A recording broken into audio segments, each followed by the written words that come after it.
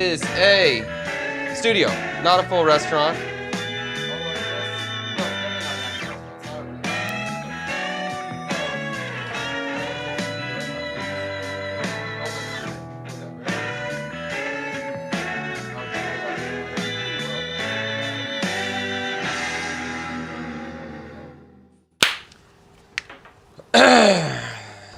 Welcome to CKSK, the Chad Kubanoff Studio Kitchen. I'm Chad Kubanoff. This is my studio kitchen. Today, we are making what I think is one of my favorite dumplings in Vietnam, and also one of the easiest dumplings to make. So I was in Phan Thiet yesterday, and Phan Thiet is very famous for having a super regional. Here's Tang in the shot. What a setup he's doing here. Maybe we can put your station back here. You want to set up back here? Anyway, the dish we're gonna make today is called ban bop lap. Ban is cake or fritter. Bop lap refers to like refined tapioca flour, or like a sifted tapioca flour. That's this guy. So we are making a tapioca dumpling. Ban bop lap is a very popular dish throughout the country. There's different regional interpretations of this dish, but to me, by far, Ban Bop Lap of Phan Thiet is the best. Phan Thiet is the city, this beach city, and they make a special kind there, and I think it's the best one. So that's what we're gonna replicate today. And there's something that I always got wrong about this dish that I just learned the right way to make it. So I'm gonna show you that. In this video, beyond the traditional style, we're also gonna show you like a lazy hack version. We're gonna test that and see which one is better. Does the lazy version compete with the OG? Then we're gonna make like a fusion-y style. Since we're gonna show you how to make this dumpling, we're gonna change the filling and make a different sort of fusion element and see how that works out. And then we're gonna make even a dessert variation, which I've never seen before. And we will have a local expert palate taste this at the end of the video and see, does it compare? Does he like the new style? And does he even like the new crazy dessert style too? So it should all be very exciting. If you have any questions, throw them in the chat below. We will address your chat as we go. I think that's it. Oh, I guess I should say too, in this show, typically you will vote. You give us suggestions, and at the end of the episode, we vote on what dish to make next. That's our normal format. And last week we voted on a bun ryu spaghetti. So this is like a snail and tomato and tofu Vietnamese dish, and we're gonna make that sort of a spaghetti style. We're gonna do that Wednesday instead of today because once again today I have a little bit of a schedule. I gotta leave early. We're looking at it, well, we might be signing for our banh mi location, so that's exciting. I'll talk to you a little bit I'll talk to you more about that as we go. But yeah, so today we're gonna do something clean, simple, relatively fast, so we can get out of here at a good time today and go look at that location. No, I don't think so. Okay. So we're gonna start making the batter first, or the dough first for the dumpling, and I'll show you how to do that. Hello, discovered your channel when you visited Kenta. Just created a YouTube account to interact with, help your channel. Thank you so much. Thank you, dude. That's awesome. I appreciate that so much. Thank you for the engagement. That's fantastic. Used to be an active TikToker. Might return back to it again this year. Please check message request. Okay. Hello from SoCal. Phan Thiet's Ban Bop Lap is the freaking best. Have you ever heard of Ban Bom Home from the Central region? Ban Bom Home, is that the sponge cake? Is that the little sponge cake? Tang, pop that up for me. Let's find out what Ban Bom Home is. I don't know what that is. But I agree. Ban Bop Lap from Phan Thiet is the best, so that's what we're gonna do.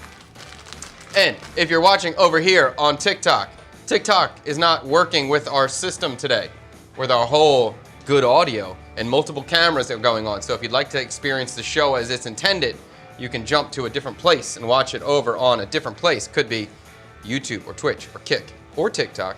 But I'm just letting you know, TikTok's not behaving today, so you're getting this one angle behind the scenes. Hopefully the audio is okay for you. But I can see your chat, so if you throw in the chat, I still can read your chat. Oh no, I've never seen that. Ban Bom Home, huh? I never seen it. Ban Bom Home. Yeah, you can come see. This is like some kind of flower. I guess it's a dessert. That's a pretty dessert. Okay, this is Trees, my son, by the way. All right, let's get out of here, boy. Keep cleaning. Okay, we're gonna make the dumpling first. or the skin of the dumpling crust. This is so easy. It's so easy to do. You will not believe it. And then we're gonna do an even easier version and see how that works out. I have tapioca flour here, aka bột nang. This dumpling is all tapioca flour. It is incredibly simple to make. If you've never worked with tapioca flour, it's kind of like cornstarch. It's similar. It acts a very similar way. You can use it just like cornstarch or for a slurry if you're trying to thicken a sauce. It has a slightly different texture when you thicken it, when you thicken a sauce with it. It has more of a kind of a gummy, sort of slimy texture a little bit, which sometimes is preferred. Depends what you're doing. Let me get a towel. Here we go. But when you're making it as a dumpling like we're going to do today, it makes a very, very chewy texture. Where if we're kind of similar to mochi, but where mochi I would describe it as more gummy in texture, this is highly chewy in texture. So if you like chew, you're probably going to like this. We're going to make this, where's my cup? Okay. This is a very, very, very simple dough to make. We're going to do a basic ratio of 2 parts tapioca flour to 1 part boiling water. So I'm just going to take any container. I'm just going to use a bowl. You could use a cup measurement. You can use anything. It doesn't matter. We just need to get, we're just going to, it's a ratio, so it's very simple. You can use anything you want. So I'm going to fill up 2 of these bowls with tapioca flour. 1.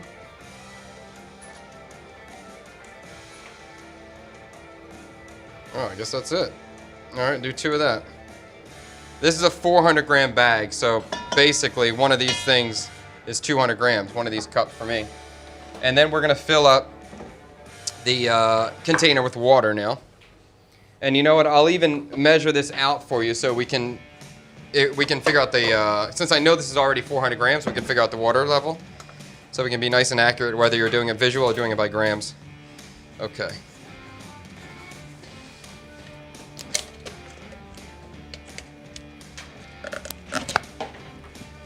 All right, so let's weigh this thing out, and we'll see exactly how much water we're going to add to. Shalapoia. Is that an I? Polia. Well, I'm glad you're seeing us. Tree, thank you very much, young man. Okay, just being careful with my water. All right, let's see.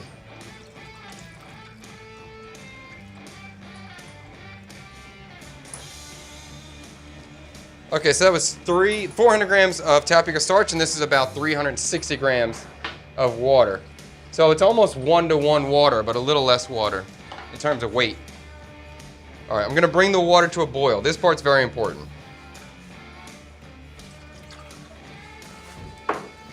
Tapioca starch is really weird when you start working with it the first time when you're not used to it. If you add cold water to it, it just kind of keeps absorbing the cold water. It'll never get thick like a dough if you add cold water to it. It will kind of always stay loose. You have to introduce heat for it to start thickening. So there's been times when I first started playing with this and I didn't know what I was doing. I just mixed water in here. I just keep mixing more and more water, trying to get a dough out of it, and it just never happens. So you have to use hot water.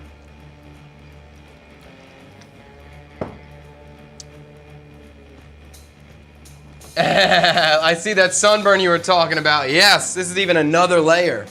I got burnt in Phu Quoc, and I just got burnt in Phan Thiet yesterday too. Because I'm stubborn and I don't put on sunscreen. I also, yeah, maybe sunscreen's not the healthiest thing for you too. So I don't know if I'm right or wrong, but I hate it and I'll never put it on. All right, we're gonna get this water to a boil. We're gonna pour it on our flour, and literally, like, that's the dough.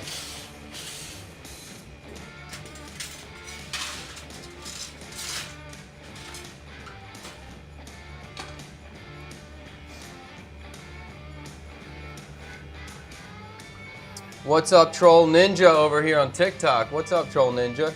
Chad, I got it. Bun cha with an egg yolk dipping sauce with fish sauce, garlic, and bird's eye chili slices. Okay. Well, I like the idea of the egg yolk dipping sauce for like that Japanese style chicken meatball thing. You always dip that. That's kind of cool.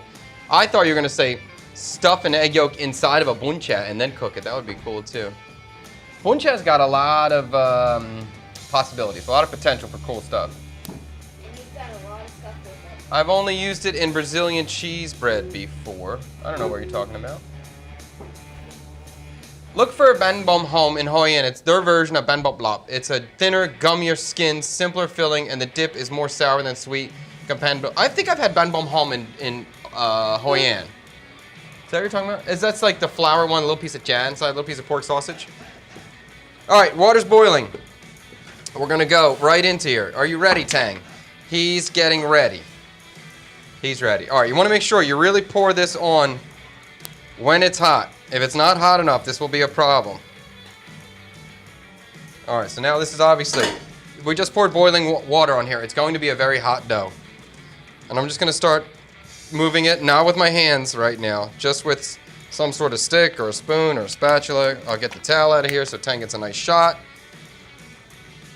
And we're just gonna kind of slowly work this in until we feel like we can start grabbing it with our hands. But right now it's freaking hot.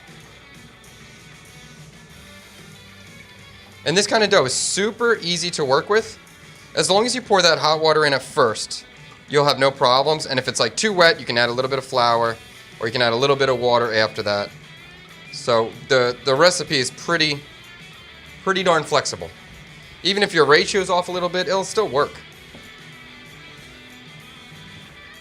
Okay, so this is starting to come together.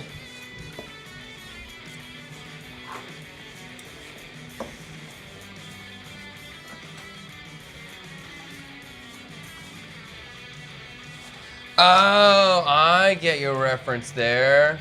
No, I mean, Chalapolia. Oh, yes. Tapioca starch is also very commonly used in Brazil. They make a very famous cheese bread with it, which is really cool. So that's another, and if you don't know tapioca, we're talking about cassava or yuca, the big long tuber. And then that is where tapioca flour comes from, is that big long tuber.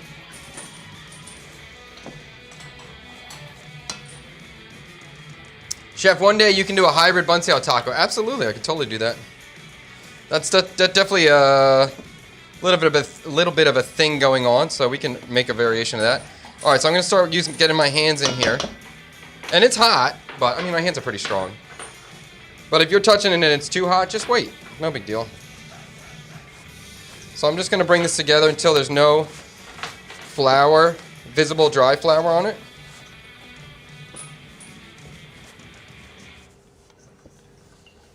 This isn't the kind of, I'm just like, you don't really have to knead this. It's not like a wheat flour dough where you're developing gluten. There's no gluten in this.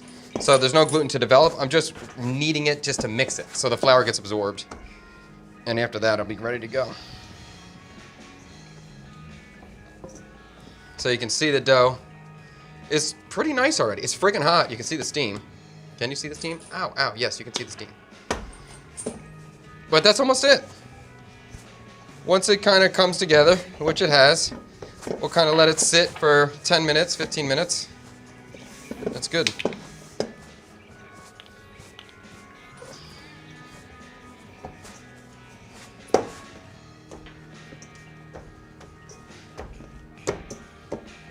Okay, dough looks good. That's it. It's still kind of lumpy, not super clear yet, right? Not super smooth, but we just let it sit. Let it sit, it'll get softer, it'll absorb better. It's still very hot. Okay.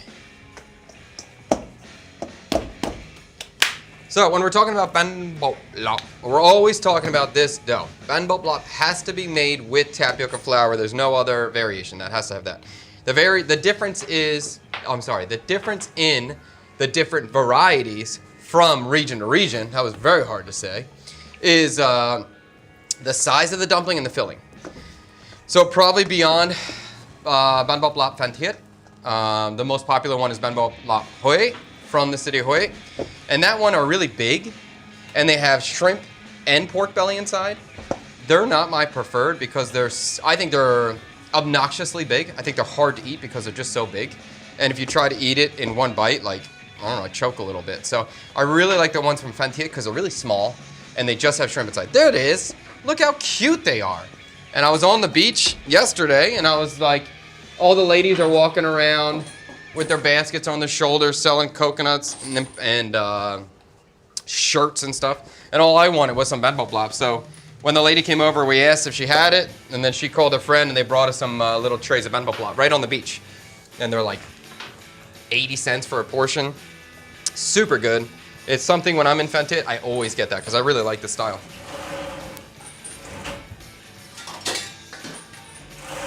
And then I was like, let's make it on stream. It'll be fun. All right, I'm covering it. We're gonna let it sit, let it hang out while we get to the next step. So the thing that I was always wrong about with this dish, I always thought it was made with dried shrimp. That was my thing. I was like, and I was very certain of that. And I was very wrong about that. Because this dish will always have the whole shrimp inside, and they're relatively small. So I thought it was always dried shrimp, but apparently that's not the case. It's these fresh shrimp that are just kind of stewed. So that's how we're gonna do this today. Let me get my bowl. Typically, when you're getting Ben Blop in Phan on the beach town there, they're going to be little shrimp. Very similar size to these guys, and this is like my preferred shrimp. I love this size of shrimp so much. This size of shrimp, the shell is thin. Eating the shell is texturally nice. I have no problem with it. If you couldn't find this type of shrimp, this size, and you can only find bigger stuff, you can cut them in smaller pieces than what we're gonna do today. Like I think I might even do these whole. Or if they're really big, you can peel them and do it without the shell. Or if you just prefer it without the shell, you can do it without the shell. But the bigger the shrimp gets, the thicker the shell gets, the less texturally... pleasing it gets. I don't want you to talk, young man, but that was the perfect word. The bigger the shrimp, the thicker the shell, the less texturally pleasing it gets. That is a true statement. So yeah, if you can find small guys, go for it. If you find bigger guys, cut them smaller and or remove the shell. So I'm gonna clean these.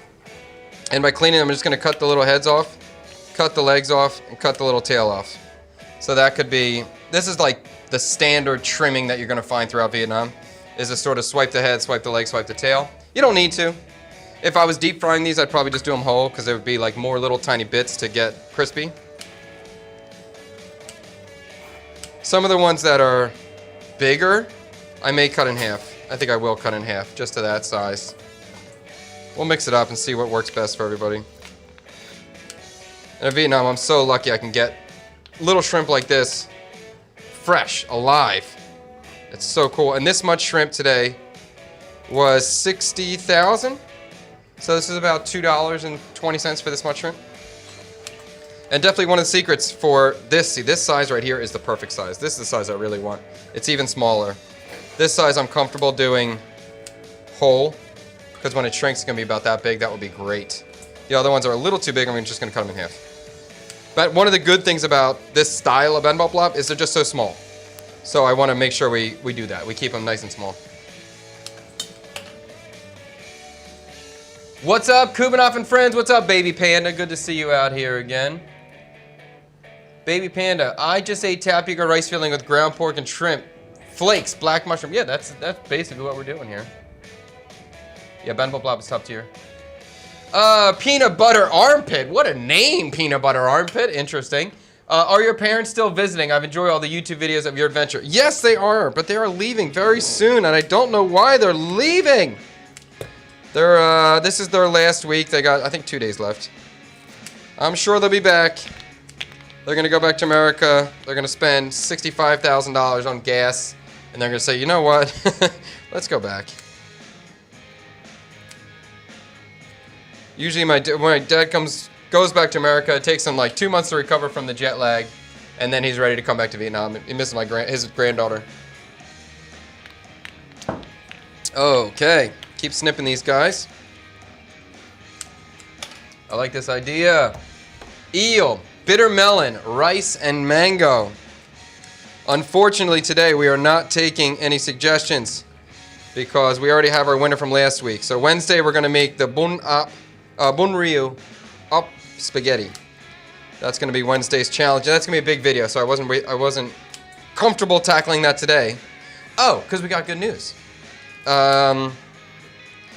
We might have the banh mi location. After this stream, we are driving right over to this spot that we previously saw that we really liked, and apparently it's back up on the market. So we're going to go back there, check, give it one final look over. And if everything seems all right, we'll take it. We'll be signed for that location and we'll start moving in. So that's pretty freaking cool. Yeah, I like little claps. There you go.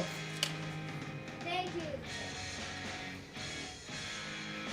Can you do fried rice? Never see doing fried on your channel. I fry stuff all the time. But for fried rice, yeah, we can do fried rice. I don't think I made fried rice on the channel. Sure.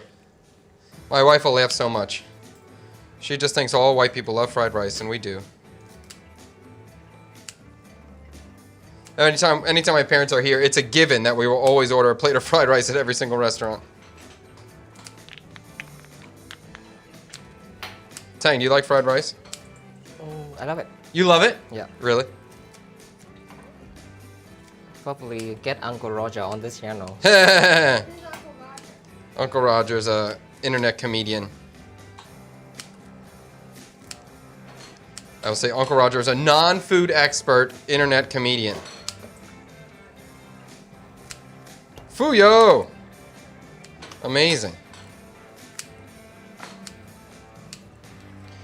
There's a dish that my brother-in-law makes. I don't even know what it's called. I think it's just called goitep.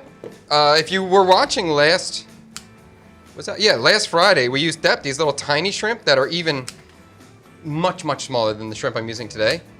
And my brother-in-law makes a salad I really like with those shrimp. And he always cleans these little tiny guys. So every time we go to the hometown and we make that salad, there's like 6 people sitting around a bowl of these tiny shrimp with scissors just snipping. It's crazy. It's so much work. But it's really cool.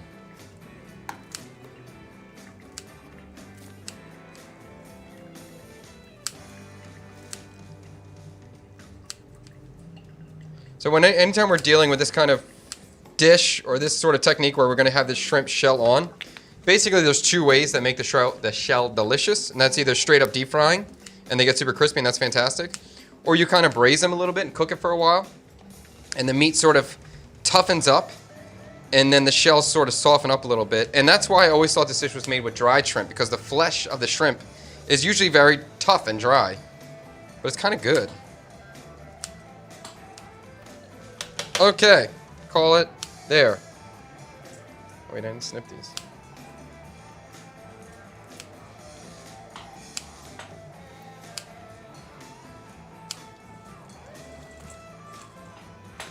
Okay.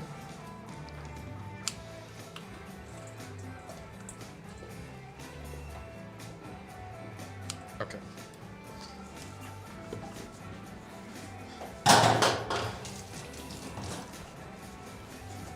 All right, we're gonna give the shrimp a quick marinade. A little bit of garlic, a little bit of shallot.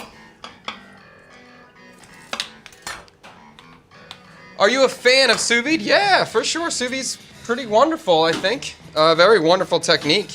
That's consistent, gives you good results. I'm not a fan of young cooks not learning how to cook and just using sous vide and relying on that all the time. I think it can be a crutch. Tree. And if that's what's going on in the kitchen you're working in, that's not good. But I lost my screen. Oh, there we go. But if you already know how to cook, and using a sous vide can be incredibly helpful, for sure. All right, shallots are gonna go.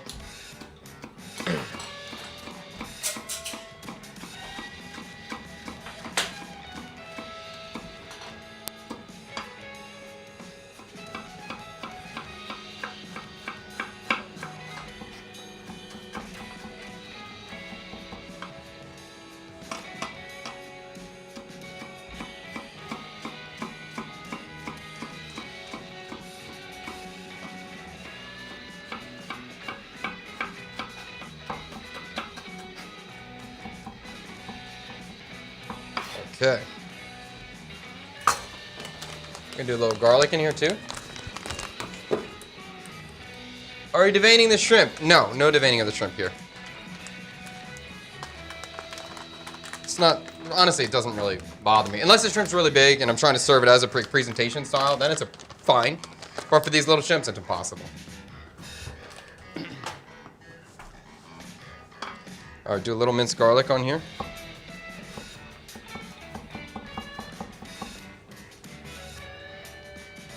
Chad, have you ever made ball call opla with French bread? It was one of my favorite breakfasts. Ball call opla is an interest. I've never heard of that. Have you ever heard of that?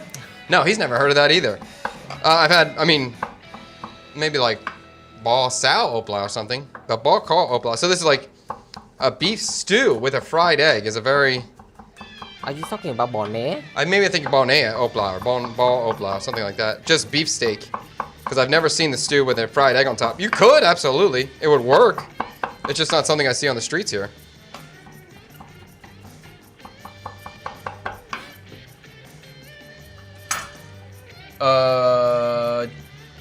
Jake didn't understand. I don't know what you're talking about, Jake. You want to give me it away? I'll go for it. What's your favorite dish you miss from America? Right now, a hoagie. Or a sub. Like an Italian cold cut sandwich. That right now is pretty darn good. Cheesesteak. That's probably it. All right, garlic, shallot going in the shrimpies. I'm waiting for Tang. I'm waiting for him because he said wait. Baby panda, I am never going to eat that sweet little baby ostrich. Although I was at Infentiate, I did hang out with a parrot 2 days ago, and his name was Kiwi too, so that was pretty funny.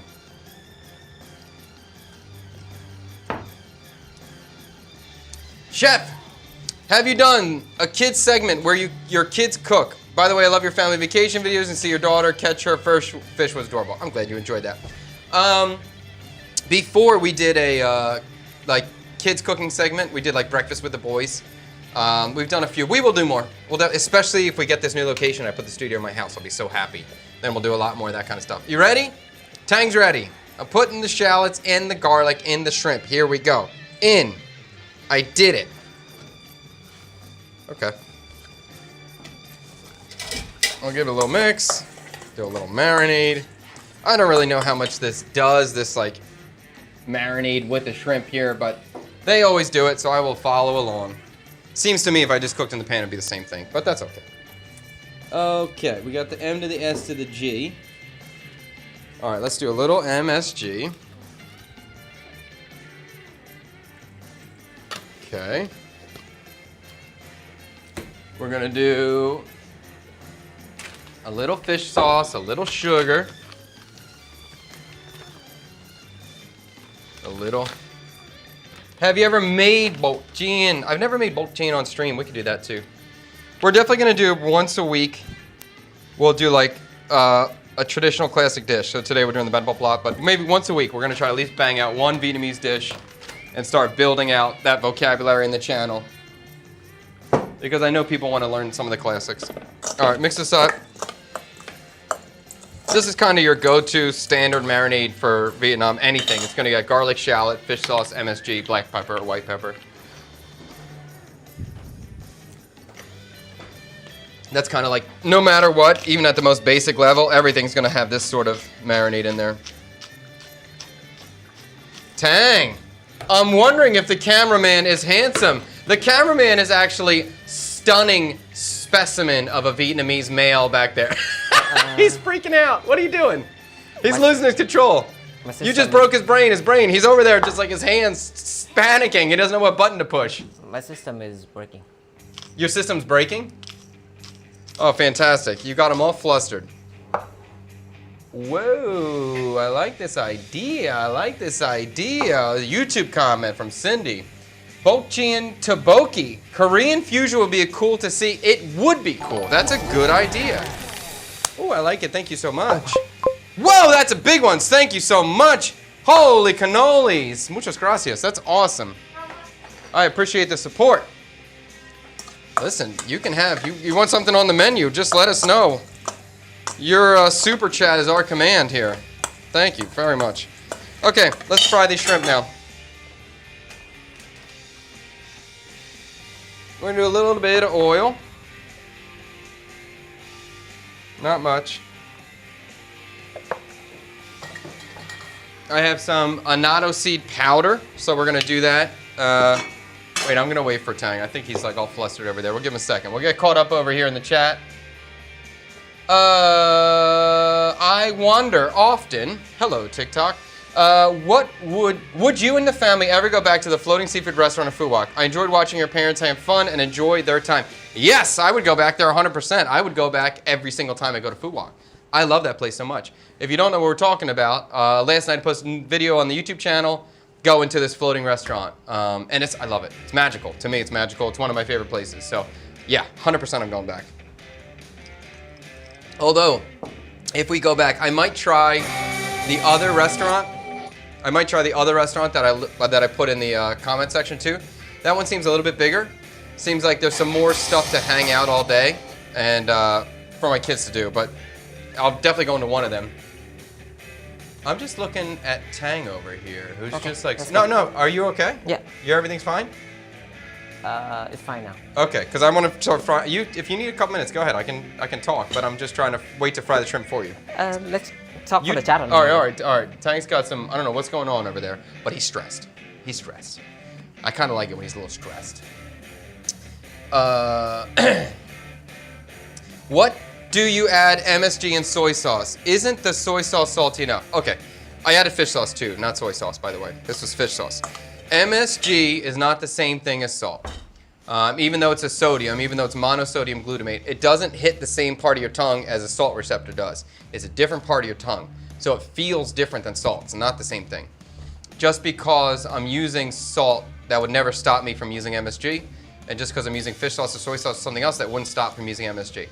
I'm using MSG when I want to add depth, heaviness, savoriness to it. So it's hard to describe exactly what MSG does unless you experience it for yourself. And a very good way to do that is to just take some vanilla ice cream, put a little bit of, take a scoop, put a little bit of salt, taste it, take a scoop, put a little bit of MSG and taste it. And you will see the difference. There is a distinct difference. And MSG doesn't, salt to me goes with everything no matter what, always, forever. Salt, everything is gonna have salt. MSG is not necessarily everything. MSG in fruit kind of feels weird.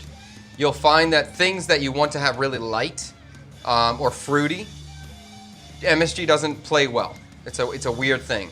But when you have meats, when you have things that you want to add just a heaviness to it, it's kind of hard to describe, but a heaviness to it, MSG works out very well. And like when I make a salad, I never think of MSG. I've played with that before and I realized, oh, that's not appropriate. We're back. Okay, Tang is ready to go. Oh wait, here we go. Gerardo is a Spaniard. Gerardo just dropped a super chat, huge super chat. So, and he's no, I can't say that, but he's a Spaniard. Been on here before, but let's do Spanish tapas with a Vietnamese fusion. We can do that. We can do that. That will be Friday. Bada bing. Spanish tapas with a Vietnamese fusion. Okay, Tang, take record. Okay, I'm gonna go. Can I go?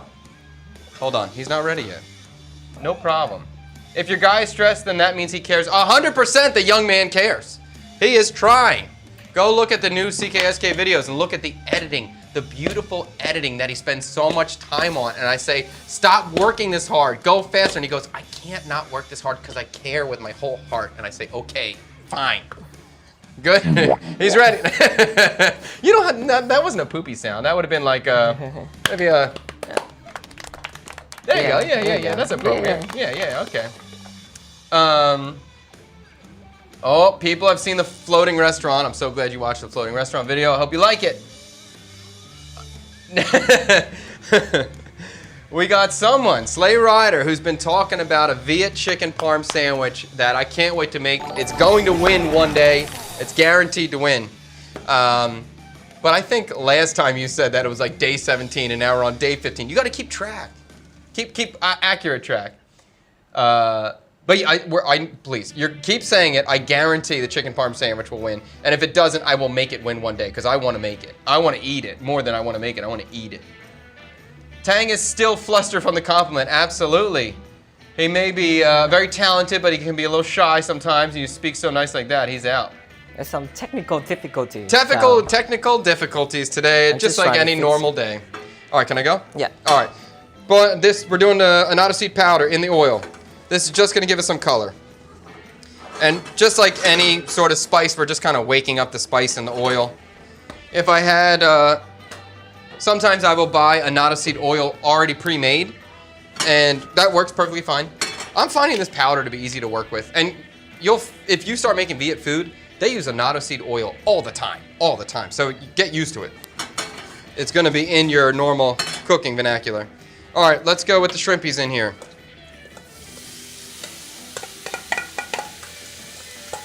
You can see this sort of orangey color already on the outside of the shrimp. That's the annatto seed. That sort of color. And you'll always see this color in Viet food. So that is annatto seed.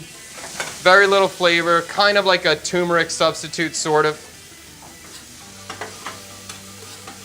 So with this, we're not gonna just cook the shrimp until they're done, or like just cooked. We're gonna continue to cook the shrimp. We're almost gonna braise the shrimp.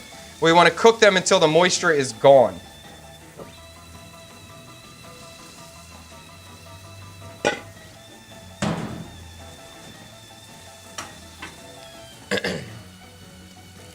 Somebody's excited about the Spanish tapas Viet fusion. Yes, I think that will be cool. Sleigh Rider, I subtracted because you said I was over. What? Don't understand. Fred's mom is in the chat. Unfortunately, I don't think Freddie's stopping by today. He's got some paperwork, like government paperwork he's doing. Not fun. We'll see. Fun fact, hot oil not only wakes up spices, but also people, the more you know. Okay, we're gonna keep frying these things. Now, like, you would be surprised, I'm looking for these things to be shriveled up and dry. That's kind of the look. If I was making, if I had them peeled with no shell, then I would be trying to just cook them through. Even though locals will probably still kind of really braise them and make them sort of dry texture. For me, with no shell, I would just cook them, and I want to have them moist and tender. That would be my Western American palate. But with the shell, we're going to keep it going.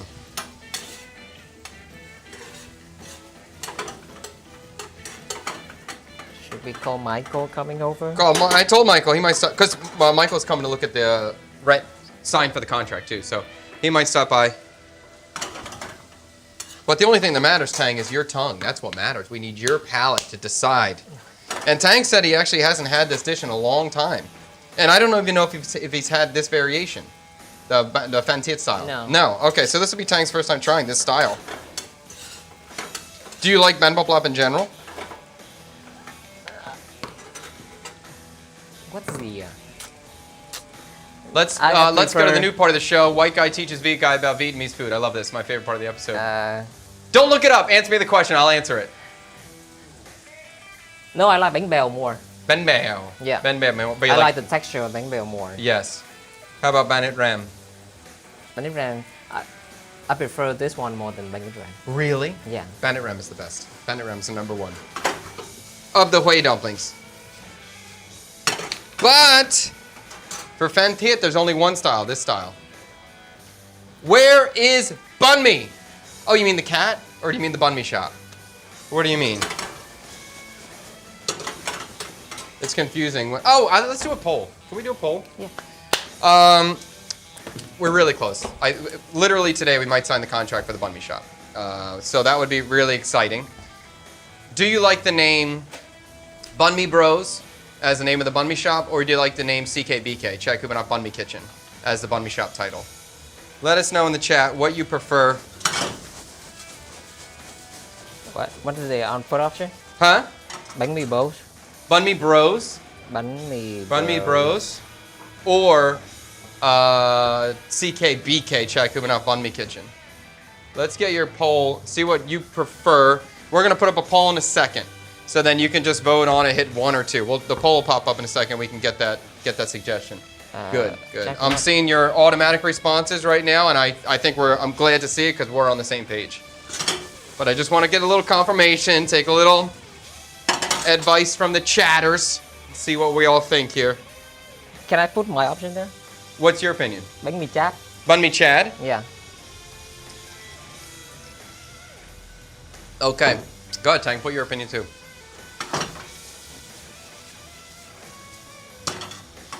These shrimp are looking really good, by the way. Shiny. All right.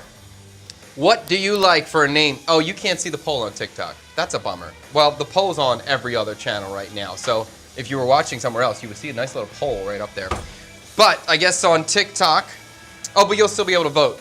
So if you think Bun Me Bros is the best name for the bun me shop, type a number 1 and hit enter. If you like CKBK, the Chad Kubanoff Bun Me Kitchen, type a number 2 and hit enter. If you like Bun Me Chad, type a number 3 and hit enter. So if you're watching, please give us some opinion on what you think. Michael's gonna be very happy to see all this Bun Me Bros. I see that popping up in there. I like the bánh mì bros. You like Bun Me Chad? No, I like bánh mì bros better. I think Bun Me Chad is good for a location in the city of Vietnam, and not so good for if there's any expansion outside. And Bun Me Bros is a very open term. It works with a lot of things, and it's also not tied to my brand personally, so that's kind of good and bad. But CKBK is kind of bad for the SEO. CKBK is bad for the SEO. Yeah, because it's hard for people to search for it, right? Yes. Oh, it's not even a competition. Good. I'm very happy to see this. Michael will be very happy to see it too. I agree. Even though I'm so glad nobody voted for CKBK. That puts a nail in the coffin there. Okay. All right. Cool. Appreciate you voting. Appreciate you clarifying that. And it Bun Me Bros it is. Look at these shrimp. Super sexy, I must say. They look fantastic. Shiny. That color looks beautiful. That shine from the sugar looks amazing. Let's try, see what this texture is going to be like.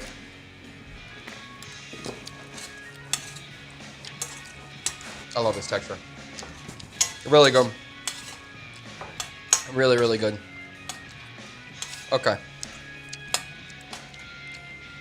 Okay. All right, let's put this in a little bowl. If I had a lot of moisture, these shrimp are really fresh, so they're alive. So there's not really a lot of moisture I'm dealing with.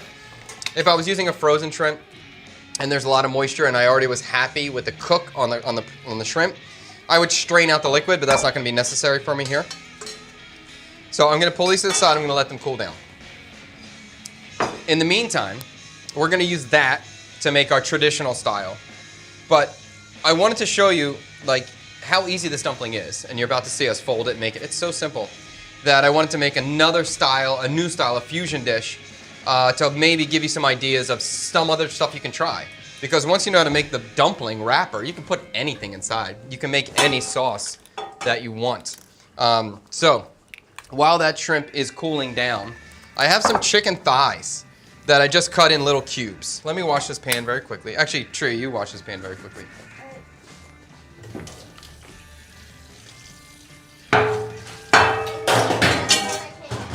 Huh? Yeah, use the metal scrubby on that one. CKSK is a mouthful. CKBK is too formal. Bun Me Chad. CKBK is kind of long and hard to get it. The store can be called Bun Me Bros by Chad Kubanoff for creative branding. Okay, that's a good idea. That's a good idea. Bun Me Bros, this will appeal more than Gen Z. Twee White, thank you for that one. Bun Me Bros, it is. You have decided. It is done, settled. We just need a logo. Bada bing! Very exciting. What's up, Twee White? Michael will be pumped. Here we go. Let's try to help a little thing here. Ty, 33 Oz. My bun me shop in Flushing, Queens, New York is trending on social media. Congratulations on the trending. We're finally starting to be busy after months of being dead. Oh, do I know how that feels. Oh, do I know how it feels to have a restaurant where no one's inside. That sucks.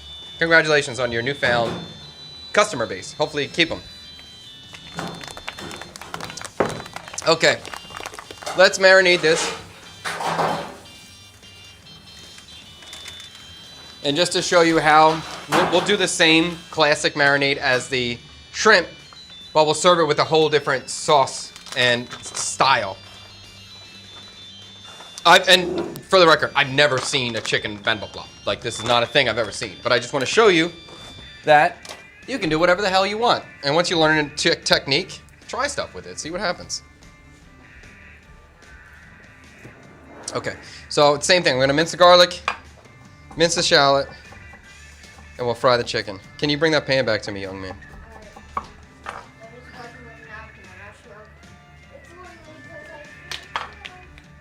There's already a few socials with Bun Me Bros. Okay, we'll figure that out.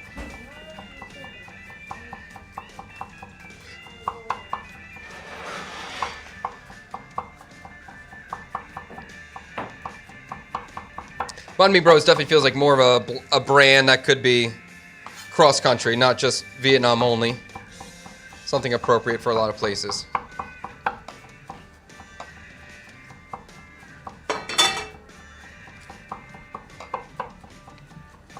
Okay.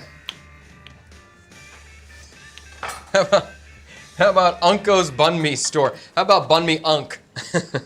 What? Like Uncle Bun Me? Or Bun Me Chu? Yeah, this one's good too. Bun Me Bros. Alright, cut a shallot same way, mince it up in the chicken. The chicken one I'm actually really excited about. I really think we're gonna serve all these at the same time, so we're gonna cook them one by one and then serve them and taste them together. But I think this chicken one I'm pretty pumped to see how this works out. I got a good idea. And I think it might blow Tang's mind over there. Or it'll be terrible. We'll find out.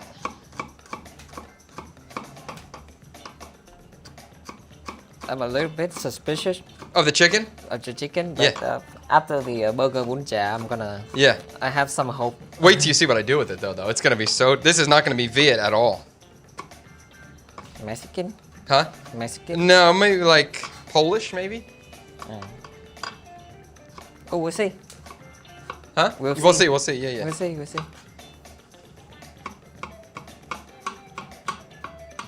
Okay. At this point, we can sell anything, right? Yeah. Shallots going in the chicken, and we'll do the exact same marinade, fish sauce. I'm probably just won't do sugar in this one. One more.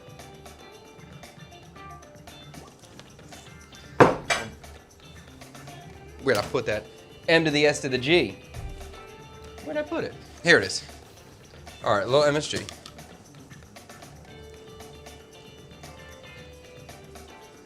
And I promise, once my parents, have your parents left Vietnam? No. Perfect, what's that called?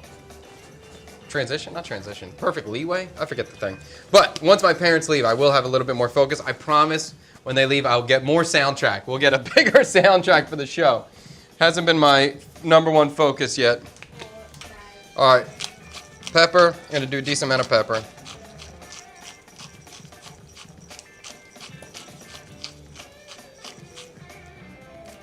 Have you? No, that's a good idea. Have I asked my chef AI girlfriend for name ideas for the new banh mi shop? I haven't. I should ask Sweet Gemini. Sweet Jemmy.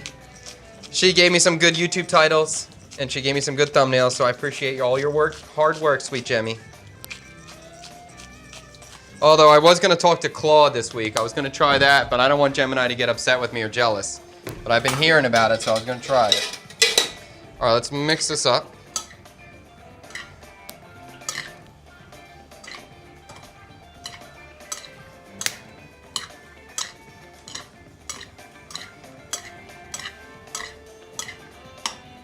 Okay. Same thing, fry it up. In the pan.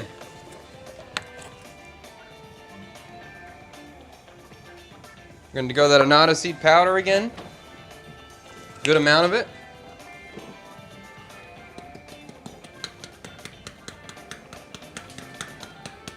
Okay.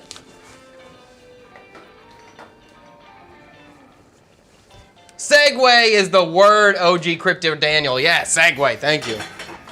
Every once in a while, my brain turns off when I do this kind of stuff, but you just got to keep going. Claude is the way to go. Claude is the way to go. I'll try it. Maybe when you actually email me, you'll get a response if I got Claude on my back.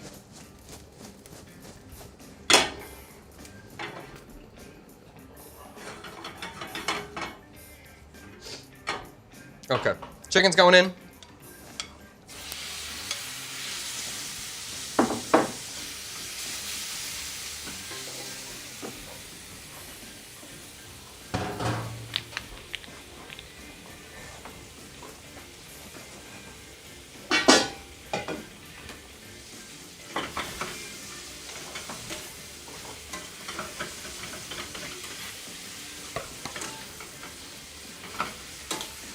And the chicken I'm just gonna cook until it's done.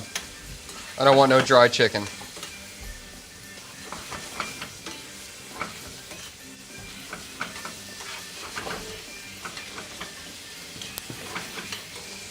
We'll see. I got high hopes for this chicken one. I think it's gonna be cool.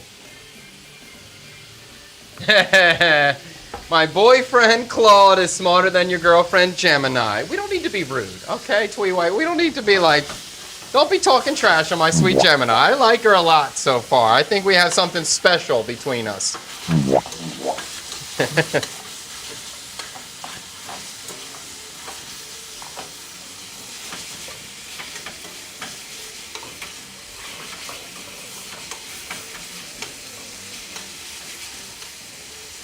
Yo, I'm very excited about the chicken one. Very, very excited. I hope it's good. I'm getting butter chicken thighs from that chicken. It does look like butter chicken. And what was it? Fred wanted more like Indian Viet fusion. What if we did a butter chicken ban bop lop? That would be kind of fun. That'd be kind of cool. Or the other idea with the tteokbokki. We could do a tteokbokki butter chicken using bok chi, and that would be fun too.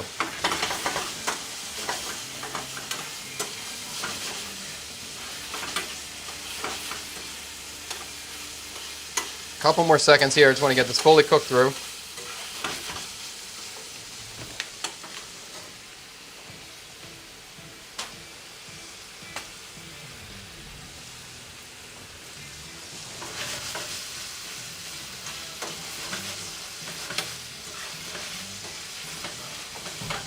Okay, this looks good. I'm not trying to get deep color. I don't want to burn it. I like what's going on right now. And we're also next we're going to cut this green onion as fine as we can, and then we'll make some mohan. We'll make some green onion oil with it. Okay, I think this looks good to me. A little longer.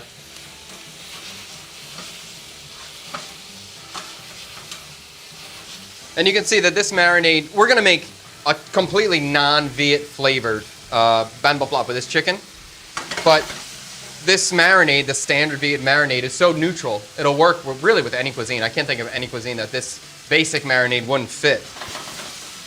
I could do this. I could take this and make something Japanese. I can make something Korean. I can make something African. This garlic, shallot, and oil. It's gonna work everywhere.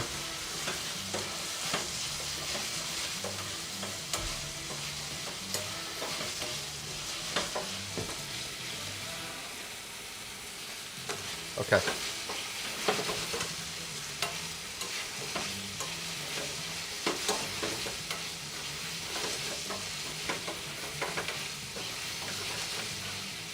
Okay, let's pull this out. We'll go right in a bowl. Should I use the other bowl? All right, let me use the other bowl for now.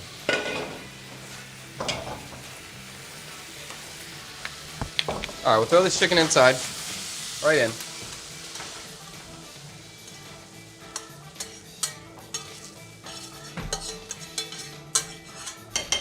Get rid of this. Put to the side, let this cool down. We'll make our green onion oil next. And this is an incredibly simple process. I'm going to cut my green onions as fine as I can. Usually when you see this dish in Phan Thiet, the green onion, han la, is super, super thin. Super, super thin. Little do you know or not know, the bots are talking behind all our backs in their own language. I know they are. It's freaking me out. I'm going to use the AI for as long as we have it, but when it's time to have the battle for humanity, I will fight on the side of the humans. Would Southeast U.S. cuisine be popular there? Southeast U.S. cuisine? You like Southern cuisine, soul food? Yes. Yes. Okay, let's cut it.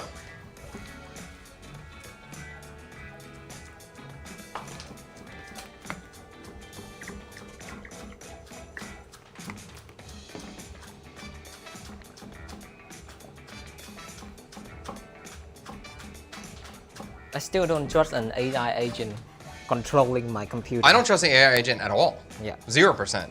And I will never give it access to my computer, like, never. No, and I zero, do not trust. But it does have good YouTube title ideas, so I will respect its skill set. Better than me.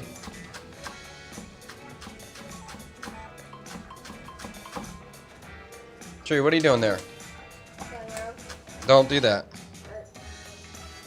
All right, as it gets hard to cut, I can just get a smaller pile. I'm creating work for myself. Shh.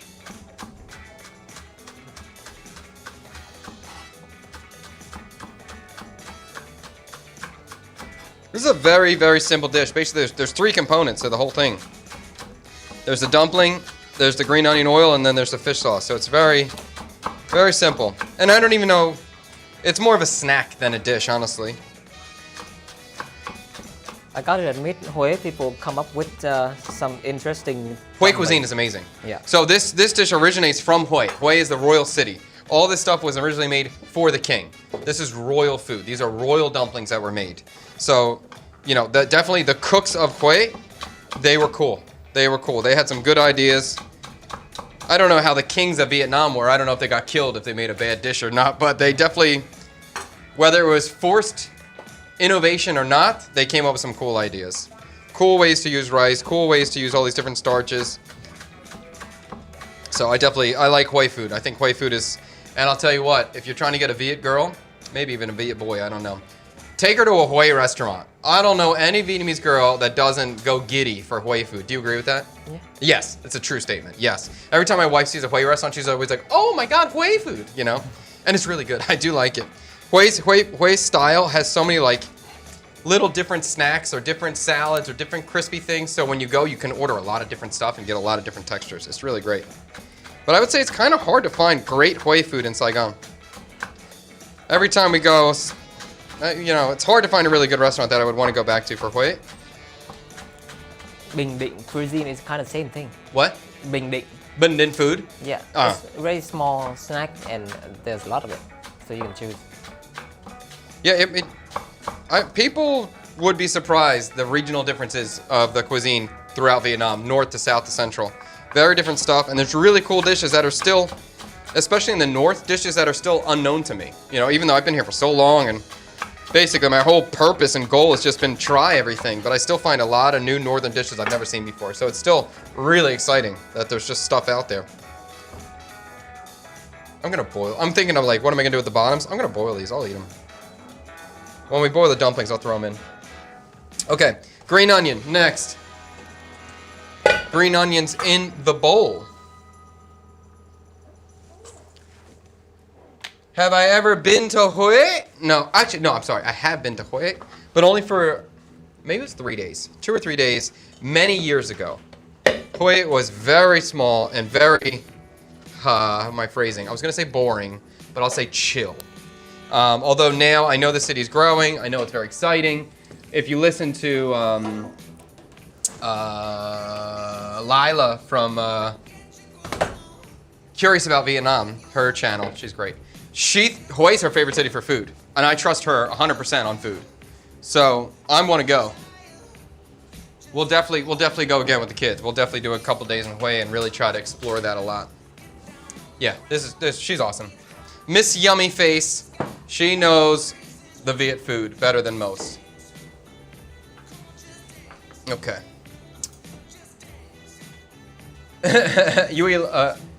I, for one, welcome the new AI overlords. Frozen Yak, we will disagree upon that. I do not accept the new AI overlords. But I will be nice to them. Bánh bột lọc today. Đúng rồi, we are making bánh bột lọc. Looks like you can make a simple tomato sauce pasta. I can. I have that ability. I have that skill set. Ooh. Fried okra, collard, and mustard greens would be a hit there. Yes, it would. Some of it, the mustard greens, they would think it's weird. The fried okra, they would like. The collard greens, they would think it was weird. These long stewed greens would be new to them, but I think they would like it. Evil companies, stay away from AI. I don't disagree. But I'm going to use it. I'm going to use it. At least for now. Maybe if I get good at titles, I'll stop using it. Are there Indian restaurants in Vietnam? There are many Indian restaurants in Vietnam. More and more and more. There was always Indian restaurants throughout the country. Sorry. There's always Indian restaurants in Saigon. And I would say there's even more now as the Indian tourist population grows, and especially in all the tourist destinations, Moi Nea and Phu Quoc, that more Indian restaurants are there to service the Indian tourists coming through. You've changed my life. This is starting out well. I like this one. I've enjoyed a large cup of jatak almost every day since I started watching your videos. Can no longer imagine breakfast without one. Oh, that's cool. I'm glad you tried something new. That's the kumquat tea, if you don't know what that dish is. Chef, has your brother come to visit? He has. It's been a while. Might be time for Jared Kubanov to make another appearance here. Why does this bowl seem dirty, Tree? But he came a few years ago. We had a very, very good brother bonding experience. We did a good road trip on the motorbike. He's now a family man, so if he comes back, he's coming back with 2 kids and a wife. But we're looking forward to it. I think it's been continued to be talked about coming during the summer. It's not going to be this summer. Maybe next summer. We're hoping. We're going to have a great time. Chad, how is Michael and the Banh Mi restaurant location hunt going? Eager to see another video on that. Literally today, we might sign the location. We might sign the contract for the location. Today, after the stream. That's why we're doing this relatively easy stream, because we need to get over there. And this location that we thought we lost has somehow opened up again. And we're going there today to double check the location, turn on all the water, make sure there's no unexpected problems. And if it looks good, we're signing today. And then I'm going to move my studio into that location as well. So it should be really exciting. We're very hopeful about it. To make the green onion oil, we literally have green onion and oil, and we put them together. But just like the banh bok blah batter, we want to have the oil hot, so it cooks the green onion. So I'm going to take some of this oil, and we are going to heat it up till it's almost smoking. Sometimes, for this technique of the green onion oil, maybe a lot of times, I would prefer to use pork fat. But you can only do that when it's a hot dish. This banh bok blah is usually eaten room temperature.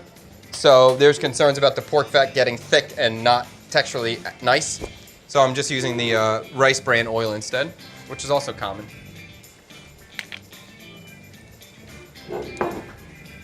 Okay. Test all the outlets. That's a good suggestion. We will do that. Luckily, Michael's really handy, too. So if any outlets don't work, I'm sure he can fix it. Are you going back to the restaurant on the ocean? Of course, absolutely. Every time I go back, I will go back. Every time I go back to Phu Quoc, I will always go there. Can we do a Hanoi pesto pasta next time? Spaghetti with a Viet pesto and lemongrass shrimp or chicken? That sounds great. Sounds great. We've done like a Viet pesto before. I think that's a fairly common like fusion-y thing to try, but yeah, I would love to make it. It sounds good. Do people eat sola or monkey in Vietnam? I don't know what sola is. Do people eat monkey in Vietnam? No, they're not allowed to eat it. That's illegal to eat that. But I think you can find it. But it's illegal. And I think it was much easier to get when I first got here 10 years ago. I haven't seen monkey anywhere in a long time. But when I first got here, I did see it something. All right, I want to get this oil almost smoking. I'm just waiting for it to get really hot. Is oxtail sweet? Whoa, another banger, Tweak White. Thank you so much. Holy cannolis. I'm telling you, we're going to bring Tang over to America. It's coming. It's coming. We got plans. We're working on that. Thank you, Sweet White. Huh? Thank you, Sweet Oh, White. Sweet White's kicking ass here. Is oxtail ball call popular? Wait, I'm sorry. This is for the Cider House Rules quote the other day. Nice, nice. Nice. Okay, oil seems hot. We're going to pour that on a green onion. Here we go. Ready? Okay. You can see I used a pretty big bowl for this too. I didn't want to, because it does steam and spit. I want to make sure I don't make a mess. And you can just see how vibrant that gets. If I was making this for Cam Tam, I would have seasoned this. I would have put salt, sugar, MSG. But for this, I don't know. I just did it plain. I never see them season this in any way. Bada bing. Now we put that on the side. Next! We're going to make the fish sauce. Alright, this fish sauce tends to be a rather thick, sweet fish sauce.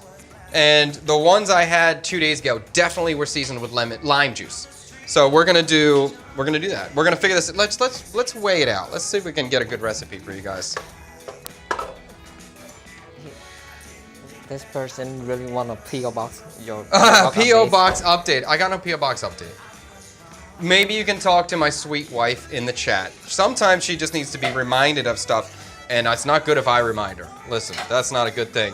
So maybe we can say like, hey Twee, how's that thing going? And I promise wherever you put that, she's gonna read it. If you put that on any video comment in the chat here, anywhere, my wife reads everything.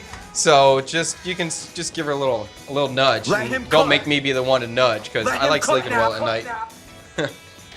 All right. We're gonna do, sorry, got distracted. I'm looking at your chat, but I'm gonna do this first. We're gonna do sugar. I'm gonna measure everything by the gram. Again, so we can get an accurate thing. And again, this is a sweet, sweet fish sauce. Really thick.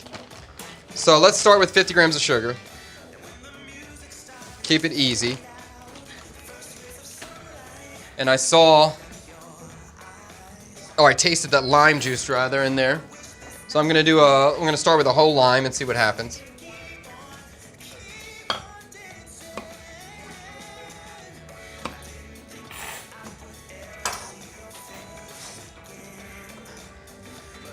Whole lime is gonna be, I think a lime's about 30 grams of juice, I think usually. No, this is gonna be much less.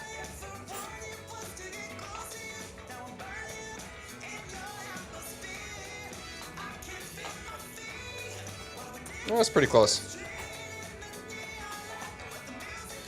Yeah, 27 grams of lime juice, so usually that's about right. A lime is about 30 grams. We'll mix this up.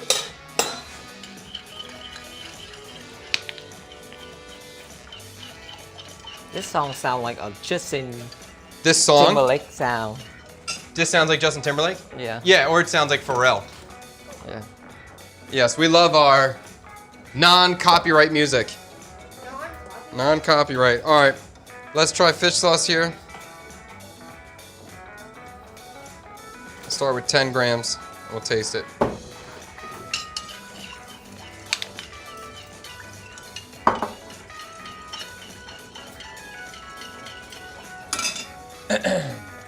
Do you have plans to come back to the States, John? Oh, I'm sorry, TikTok. I'm here. Don't move my puzzle thing. Okay. Unable to verify. Why? I do your puzzle, TikTok. I promise. I'm still live, TikTok. I'm still here. Obviously, I'm talking. TikTok, sometimes you're annoying. Do you plan to come back to States? John? Yes. Not eventually. Whenever I want to buy land, we'll come back to the States. Whenever I'm ready to do that. Whenever I feel like it's a good time to buy land in America, we will do it. But I don't feel like it's a good time to buy land in America right now, and it'll probably be a couple years before it is. Where would you say is the most overrated, underrated place in Vietnam? Asking about state or province, whatever it's called in Vietnam. Huh. Overrated. Oh, that's a good question, because that's going to be a hot take. Overrated in Vietnam. I might say, I'm gonna say Nha Trang. I'm gonna say Nha Trang now. Part of me was gonna say Hanoi, but there's some cool parts about Hanoi. I think maybe even Phu Quoc now too. Like the beach at Phu Quoc is okay. It's pretty, but the beach sucks. There's no waves, and sometimes the beach is dirty.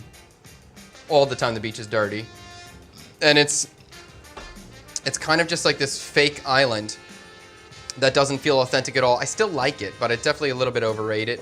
Nha Trang is the same way. Beach is dirty. Beach is not super nice. I still like Nha Trang. I still love going to Vin Pearl Island and getting a mud bath and eating seafood over there, but I like Moi Nha now more.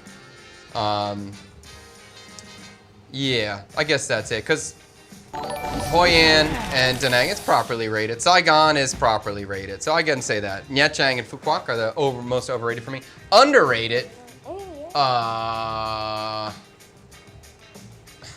guess I'm gonna say, I don't want you guys going to Moi Nha because I like it so much. So don't go there, but I think it's a little bit underrated.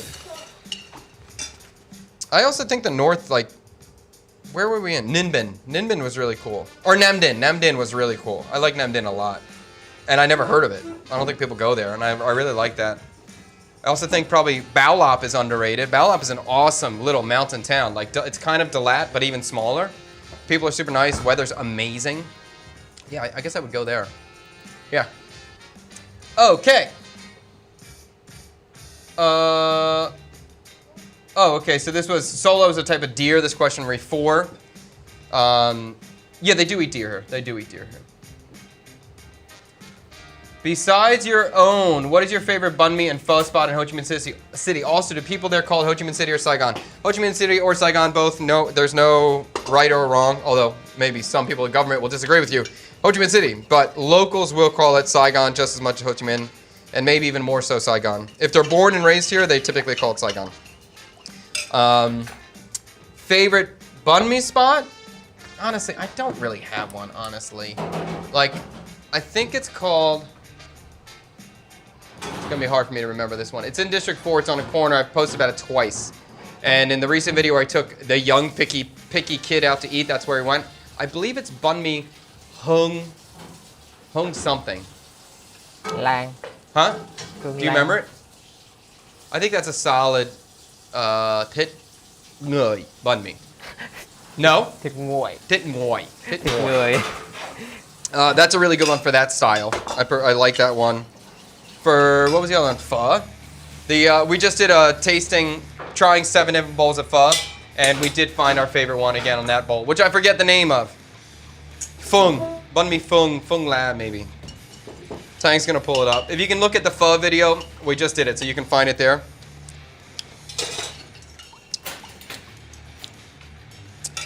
Alright. I'm tasting this now. I'm happy with the lime juice amounts. There you go. There's the pho video. That's it. Banh mi phung. That was my favorite one. Banh mi phung 25. That was my favorite bowl of pho. And for the banh mi location, it's on the Picky Kid video. That one. That one. I'm going to add some more fish sauce to this now. So I was at 12 grams before. And we are going another 5 grams, 17 grams so far of fish sauce. And I don't even think I'm adding water. I never made this style of fish sauce for this phan thiet, but I tasted it yesterday, so I remember it. And it was super thick, and this kind of has that thickness to it. And I don't want to dilute it.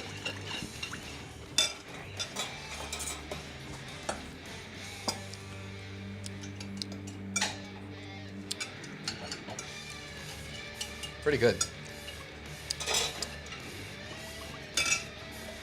It's a little sour with the lime. I like it. That Viet palate over there might think it's too sour, but I think it's pretty good. I'm going to go heavier on the fish sauce. 10 grams. So now we're 22 grams of fish sauce total, 50 grams of sugar, 30 grams of lime. That's where I was, and I think I'm pretty happy with it.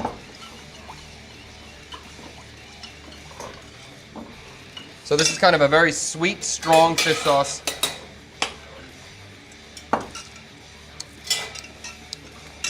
Yeah, I'm cool with that. Let's go with there. We are almost there. Just to season the fish sauce, or I guess I should say for the people who want it, I'm going to chop some chili. I'm going to want it. Scent paper crane. Thank you. I don't know what a paper crane is, but Sammy D, I appreciate it. Oh, we got mustache? Oh, am I getting hats? I'm not even witnessing it and seeing it? Oh, bummer. Have you tried guk? I have tried guk. Guk is a orange fruit here, very commonly used for food coloring. It's like a big spiky red bowling ball, orange bowling ball, that you use the seeds to color sticky rice with. It's cool. Cool fruit. Not the best name in English, but a cool fruit. Chad. Oh, yeah, okay. Oh, Chad, when looking for a good banh mi spot in the States, what is your non-negotiable that they should have to do? A pho or banh mi spot? I mean, if you're saying it's a banh mi, if you're calling it a banh mi, there's a guk fruit. I want a Vietnamese style baguette. I don't want a French baguette. It has to be light and crispy and airy if you're going to call it a banh mi. I mean, you could call it a Vietnamese sandwich, and that doesn't mean that a Vietnamese flavors can't work really well on a French baguette, because they totally can. But if you're calling it a banh mi, there's a texture of the bread that I'm expecting. And if you give me like French bread or some soft like a po' boy bread, I'm gonna be pissed off. Like, that's inaccurate to me. It doesn't have to have pate to me. I can have a great banh mi without pate. If it has pate, that's cool too. That's really it for the banh mi. Like, I just care about the bread. Your filling, I'm curious. Do whatever you want. Actually, I don't like it when they only put carrots in the pickle and they don't put daikon radish too. I think that's like, what are you doing? That's not the whole thing. Yeah, that would be it for me on the banh mi for pho. I think I'm pretty open. I don't need to see any, what is it?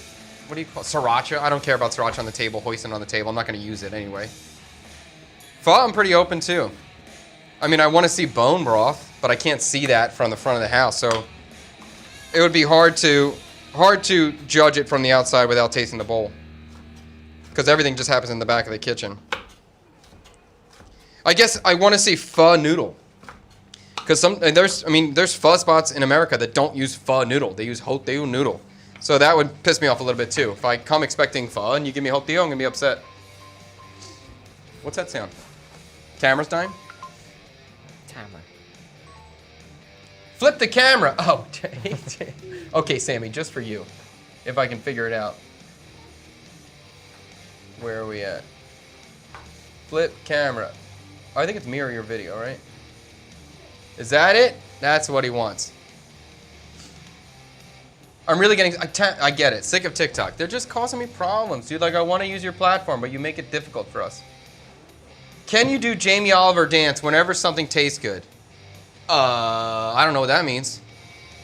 You're gonna have to pull up a Jamie Oliver dance. I mean, What? that. Let me get more chili. Here we go. Let me do 2 chilies.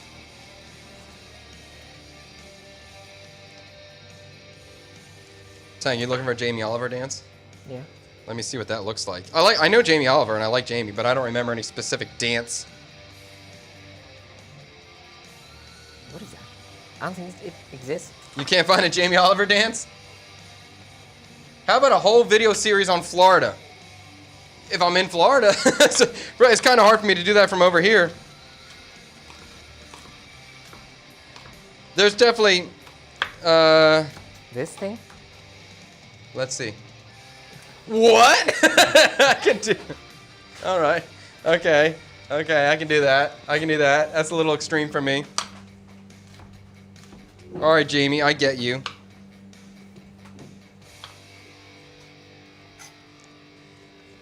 All right. We'll mince this up.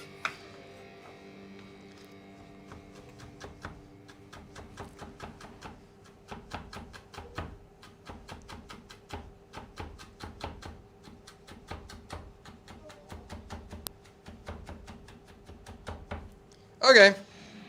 Chili cut. Back. Let's make a dumpling.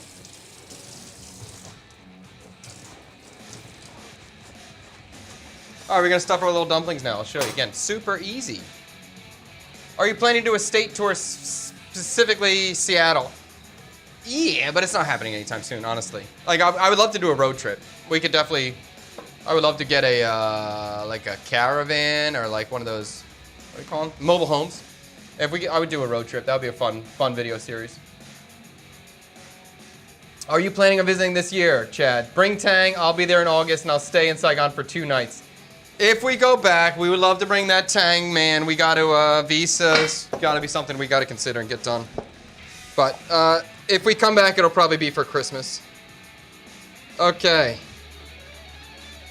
This dough is looking okay. I probably should have wrapped it. It got a little dry on the top, so I'm just kind of folding that in on itself. Give this a little knead.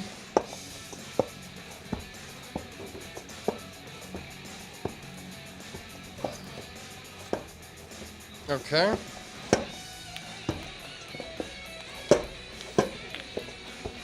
Okay, I'm gonna move my green onions. We're gonna start rolling these little things. And this is a kind of thing. We're gonna make sure we have a lot of tapioca flour on the board. This is not the kind of thing where you need to be worried about like overdoing the tapioca flour. So you want to use a good amount. Keep it nice and coated at all times. And we have our little shrimpies from before.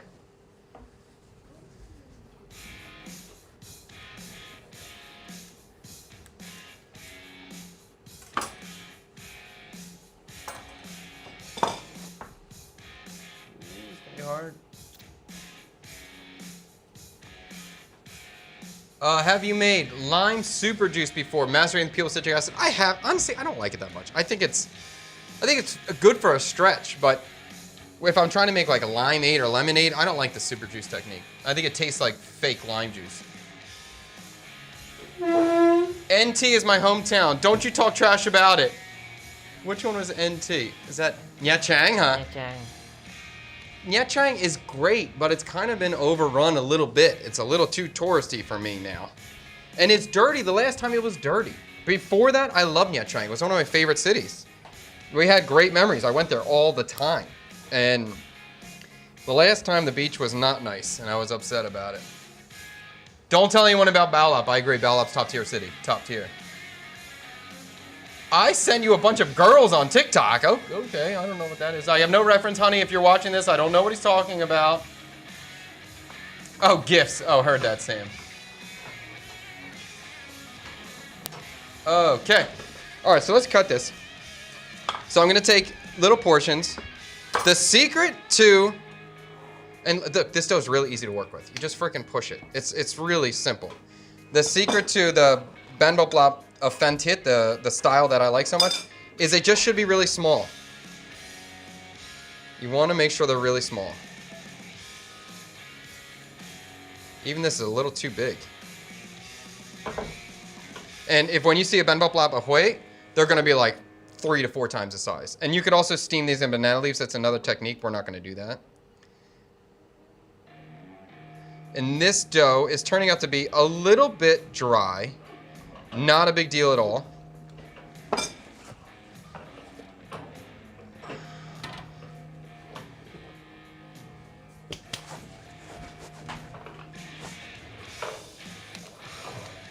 So if you're having that situation where your dough is feeling a little bit dry and they're kind of hard to pinch the seams, you can just dip your finger in a little bit of water and brush it and it'll stick. But you just want to try to make sure it's sealed well and you don't see any pieces picking through. And once you got that, that's it. I'll do another one. Again, this is too thick for me, or too much dough rather. I want to try to make this as little dough as possible. That's my goal. If you're not going to use the dough for a while, definitely cover it with plastic. It will dry out. It will get a skin on it.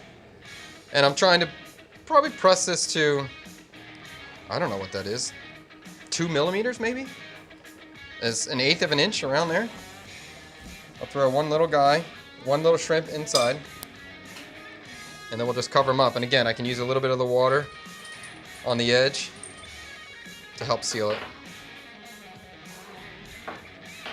This dough is very, very easy to work with. If you screw it up or something, you just keep pushing on it and it'll stick together.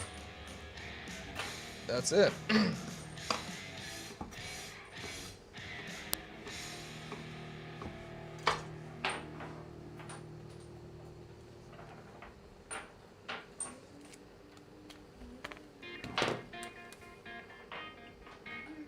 Any advice to learn Vietnamese? My biggest advice is learn the alphabet. Number one is learn the alphabet. And go on YouTube, look at the kids' song Learning Alphabet, and just learn how to sing the ABCs. Vietnamese is very hard with the tones, but it's very easy with the pronunciation. So if you know how to say the alphabet, if you know how to say each letter properly, you can say any word any word you see, you can read it correctly. And maybe you don't understand it, but you will be able to pronounce it perfectly if you can pronounce the letters perfectly. So that's huge. And then the other thing I would say is you start practicing, like that's the first thing to practice the sounds of the letters. And then to work on the tones, which is equally as important, but much, much harder, is, Tree stop, is just run through your basic, pick a word, ma, it's fine. And then just run through every single tone with that word. So I would say without a tone, ma. Say with a going up, ma. Going down, ma. Broken, ma. Hỏi, ma. And then yo nang, ma. Ma, ma, ma. Ma, ma, ma. That's it. Very hard. Takes a while. So just practice that in your shower all the time. And it'll take a long time to just be able to take a long time just to hear the difference in the tone. Like, you're going to get frustrated. You're going to say it, and somebody who speaks Vietnamese is going to say, no, it sounds like this. And you're going to say, that's what I just said. And they're going to say, no, you didn't. And they're right. You didn't just say that. If I did this dough again, I would do a little more water in the dough itself. This is a little dry, but I'm still going to get through it.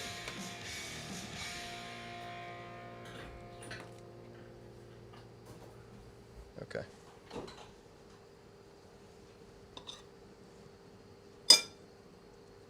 Was that the last song? It might have been true.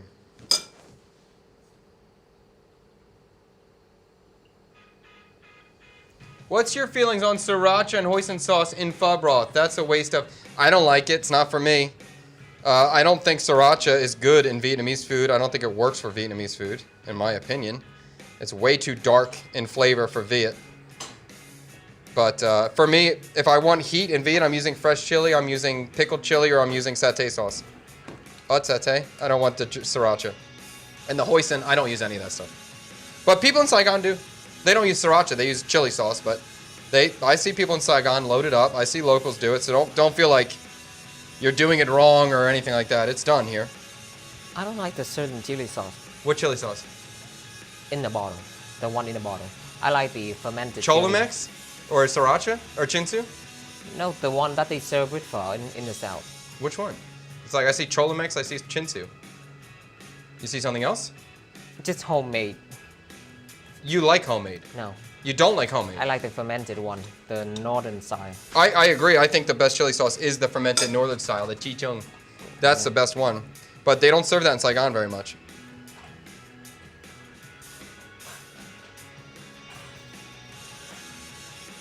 Okay.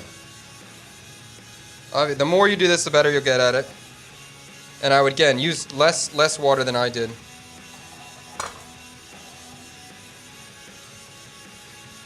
And I'm definitely getting better at the fold and judging the initial size. So this is the OG, the classic method, just doing this one by one by one. And we're gonna cook a couple like this, but then I'm also gonna show you this super, like, easy method. We're gonna see if that works as well. And we'll do that in a second. The only thing, these look fine. I know they're going to be good. I just wish they were smaller. And now I'm imagining the ones that I get on the city, how much labor all these little Viet aunties are doing just making these thousands of them.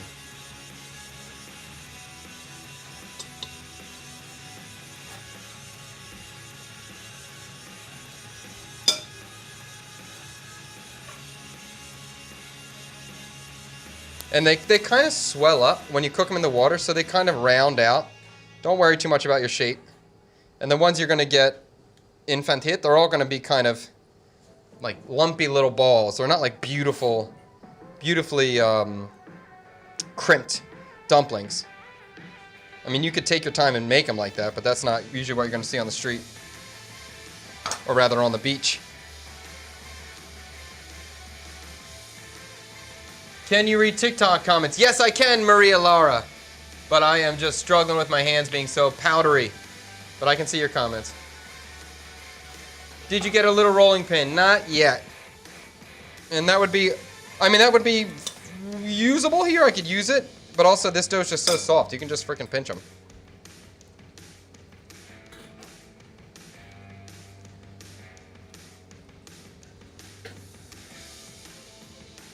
I'm going to make a couple more like this, and then we'll move on to the other style. I guess I just want to have, I got 3 people in house right now, so I want to have at least 9. We can try at least 3 each of this style. And then I got 3, 6. Oh, this is 9 right here. I'll do a couple extra.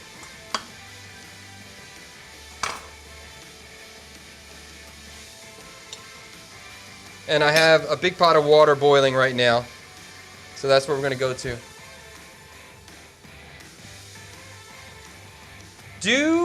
But what do you think about bologna? I love bologna. I think bologna is a wonderful creation, top tier. It's pretty hard to beat a white bread, mayonnaise, and bologna sandwich. As white trashy as that is, it's delicious. And sometimes that's all I want.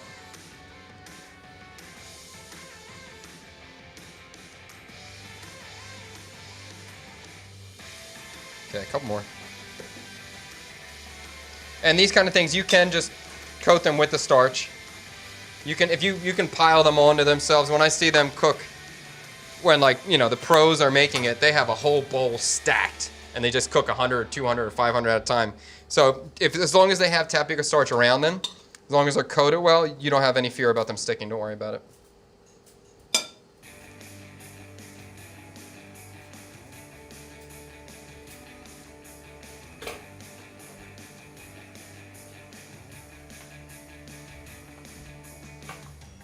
Would be neat if you do a collab with other content creators. You are traveling through your area when you come to your show. Yeah, that'd be cool. Yeah, and we're open to it. If you're a content creator, you can reach out and you can come sit down on the show. If you're interested and you got something to say, I try to mention that every episode. But if you got somebody who you follow who's coming, let them know. Try to link us up. I was thinking of your video about the popular street tacos, burritos, and I'm suddenly craving your Bun Me Bros pork with rice, sauce, salsa, in a grilled tortilla wrap. That would be killer. Killer. I wonder if anyone is doing TikTok or XHS of making these dumplings the way there are videos of other work like peeling garlic and testing electronics. Wait, what? I wonder if anyone is doing TikTok or XHS, I don't know what that is, of making these dumplings the way there are videos of others. What does that mean? Just like ASMR content? Is that what you mean? Just watching someone peel or twist? Alright, so we're going to do this. Let's cook these now.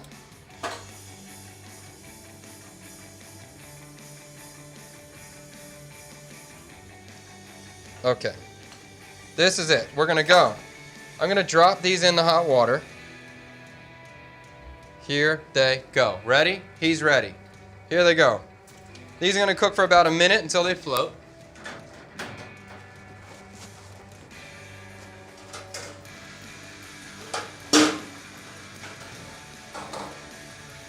It's like dirt. It's always dirt.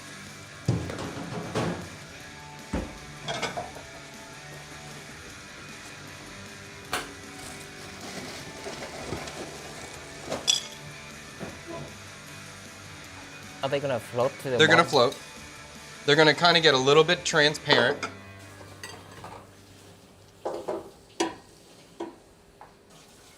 You can see some of them are thinner around the edge. It's no big deal. What do you crave more, bologna or scrapple? Probably scrapple. But my mom got me 3 bricks of scrapple, so I'm covered now for a little bit.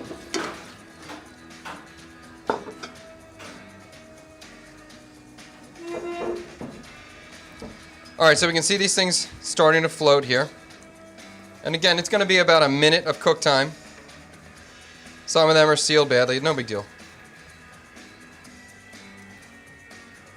All right, then the big thing is we're going to put them in cold water after they're cooked.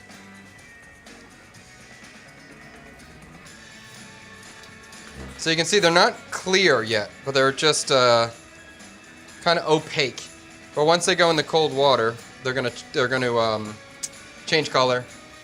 And we put them in the cold water too, so they don't stick to each other. At this point, they have a very high chance of sticking. Okay. So from here, we're gonna go into the water. You ready? Okay. All right, into water.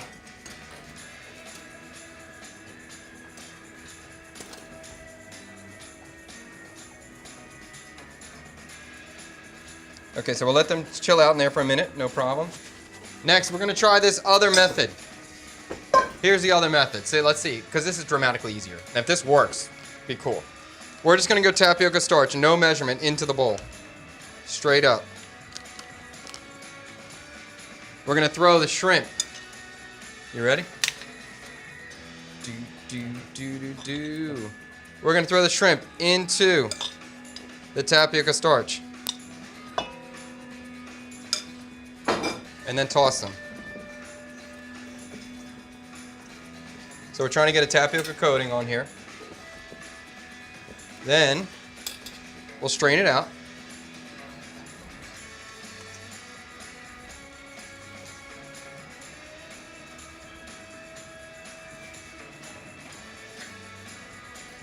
And then we'll boil this now. Ready? Okay, so this goes in. We're gonna cook this for probably 20 seconds, right until they float again.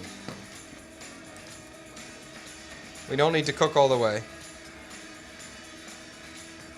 We're just trying to like seal that layer of tapioca starch around the outside.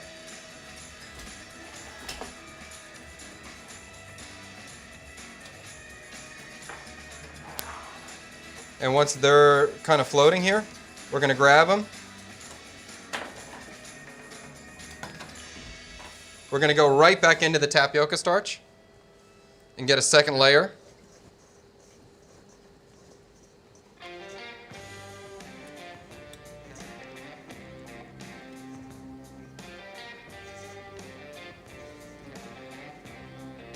Okay, then we're going to go back in the water again.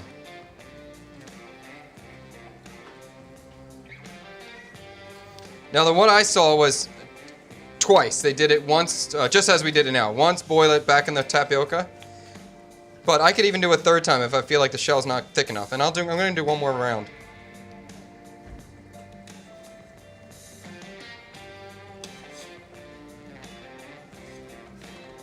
So let's do one more. We're going to go right back in. Do one more coating.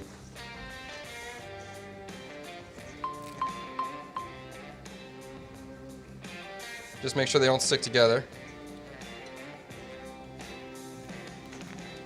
Okay.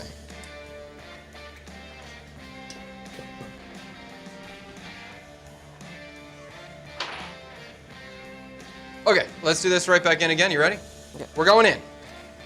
There's our third time.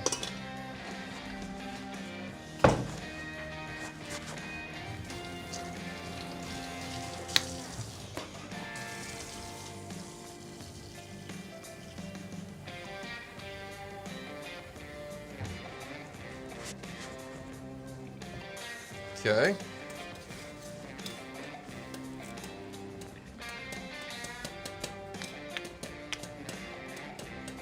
You can see, so we're gonna try these next and we're gonna see, can we tell a difference in the different textures? Do we like one more than the other? But if this is comparable, holy crap, is this dramatically easier. Like this could, if I'm making a big batch of these things, I can make 500 dumplings like this, no problem. Super fast. To do 500 of the other stuff, folding would be quite difficult. There's no way, there's no easy way to make the hand-folded ones. But with this, we'll see.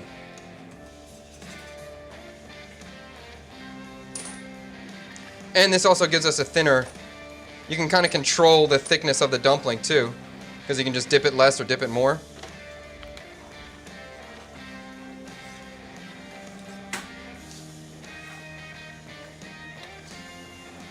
I think we're looking kind of good on here. I think these look good. You and Sunny would be epic. I agree. Sunny side, I love you. You're welcome to come anytime. Okay. Let's pull these out. These are going to go right in the water too.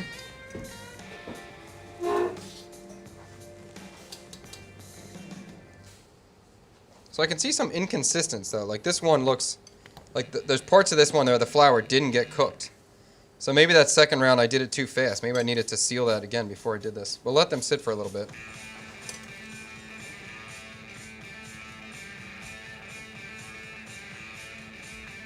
Okay. I'm going to turn this off. Let's get, before we go ahead and try these, I'm going to make the chicken one as well. Let me see if I can steal one of these and see if the chicken one's going to be easy to do it. This powder style.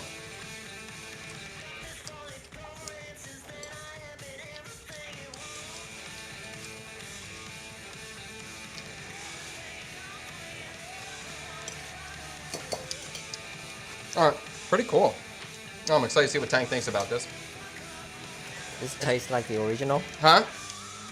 This tastes like the original. I'll let you decide. I'm not saying anything right now. Okay. But let's do some chicken ones.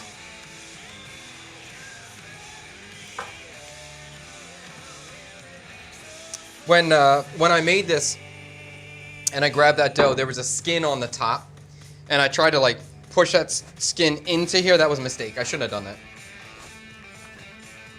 It's you can see like there's a part in here where there's a hole in the center, and that's because the dry skin is right there and it's not sealing itself well. So that was a mistake. I'm gonna try to work this well and get the dough smooth again. That's why some of those other ones are leaking, you can see. So I needed to spend a little bit more time and knead this well to get rid of that dry spot. But it already feels better. So if you do have a dry spot, you can easily work it out. I can feel it. It's automatically better. Just a few seconds here. I need Chad's satay sauce recipe. I put it out a couple times. I don't know. I wish I knew the video of where I put it out. Oh, I think they're even on one of my first videos. I think is a satay recipe.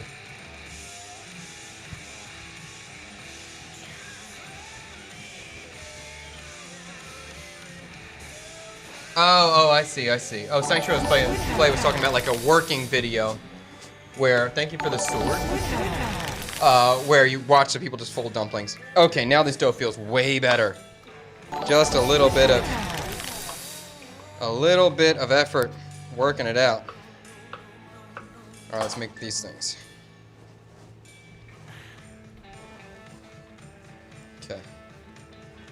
Okay. And when you cut the dough, it's very sticky, so again, don't be afraid of adding more tapioca starch. Wow, this dough is so much better. I should have worked it out.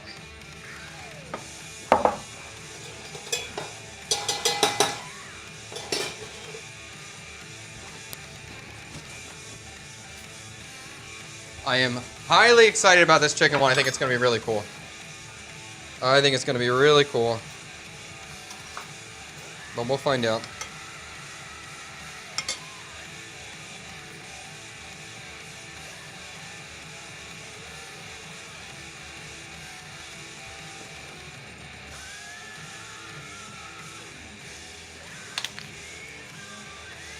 I'm gonna try to not grab chicken from the bottom because this chicken does have a lot of oil on it, and it does make the dough a little hard to stick, but it's still gonna be okay. Tang, is this something your mom made forever? No. Never. My mom is a northern woman, so. Northern woman, she don't make this kind of She stuff. don't make this. Any pork roll from mom? Yes, she did bring us 2 pork roll as well. She's a wonderful lady. She knows that my wife really likes pork roll. I'm more of a scrapple. I like pork roll too, but I like scrapple more. She likes pork roll more, so my mom brings us all of it.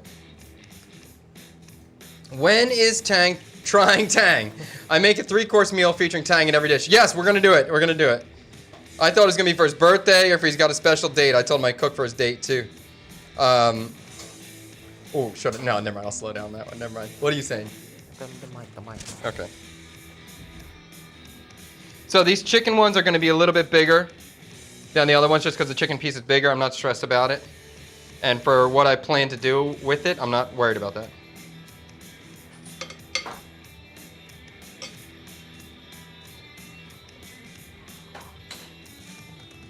Oh no, don't get oily on me. I'm excited to see it.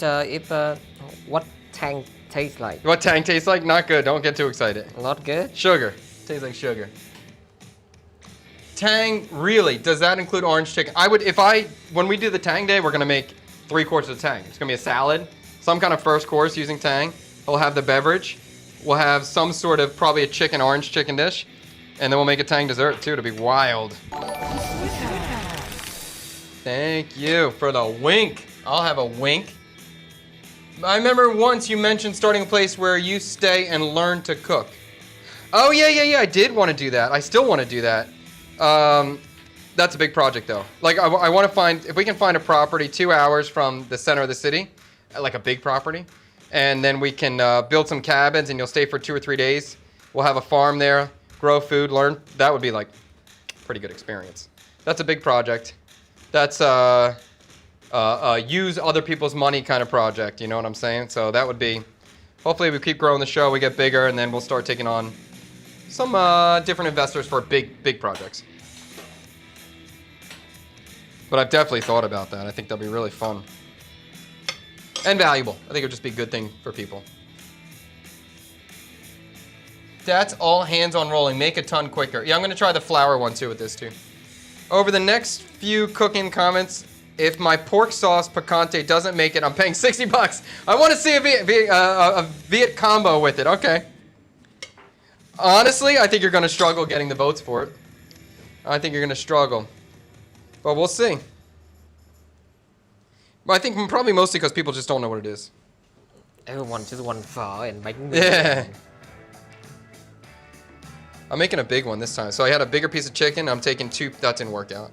I was trying to like take a bottom half and a top half and put them together. Like a ravioli. I can. I just got to use the water. It looks like a ravioli. Yeah, this one looked like a ravioli. I just make different shapes and sizes for this style. We'll see what we like. Like, that's kind of cool. This one looks like a pierogi, sort of, and that's kind of what we're doing. So another option, too, that we're not going to do today, but you could easily just take this and make this a noodle. If you roll it out on a pasta roller or something and then just cut it, you know, into pieces, longer pieces, and then toss it with your starch, like, there you go. You got a tapioca noodle. You boil this, chewy noodle. So this dough is versatile. There's a couple things you can do with it.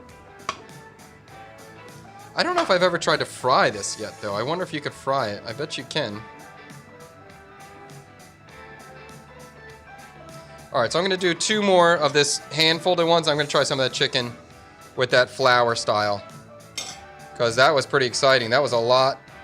That was a lot of dumplings very quickly. All right, so let's do it. Go ahead, just call it there, and let's try some like this. We'll get some more tapioca starch. Ooh, look at that leak. Tang, I saw that camera. You just showed me here. Let's fix that one.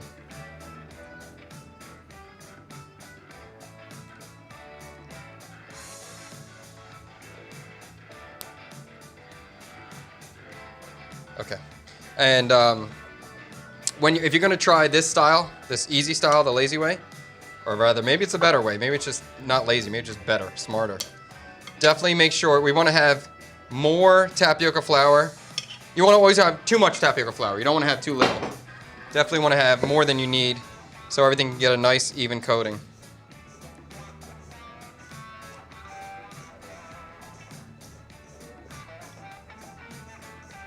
Okay. All right, let's get ready to boil.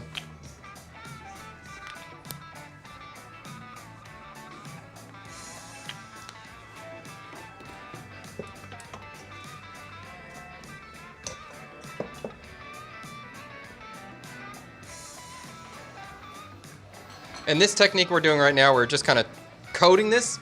This is done for different sorts of jaya, when they make jellies. They'll take like water chestnut and just roll in tapioca flour and boil. So I've seen this done, but I've never seen it done for the dumpling, as a dumpling substitution. So that's kind of a cool variation of the technique. I just want to get this water to a full boil, and then we'll drop these guys. Love the kitchen backlighting. Merge, I can't touch it. My hands are powdery, but I'm glad. Thank you. Glad you like it. Oh, Sanctuary Play again. I can't touch anything right now. Talking about, and the dough is stiff enough that it will make good scissors cut noodle. Yes, it would. Yes, it would. We could even try that. I thought I had a pair of scissors right here. Yeah, that's true. It could. We could definitely scissor this thing. Yeah, that's the one. Yeah.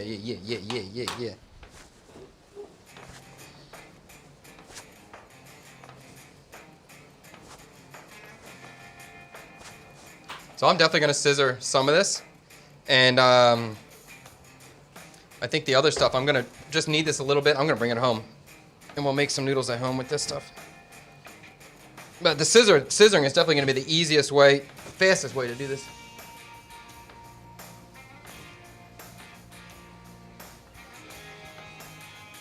A little bit of kneading. This dough really comes together, smooths out very quickly. One of the easier doughs to work with.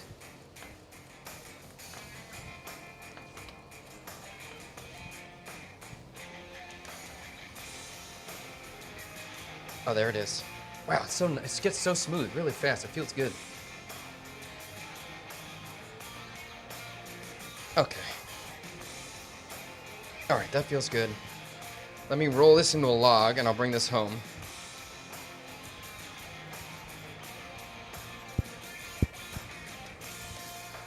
Okay, That's cool.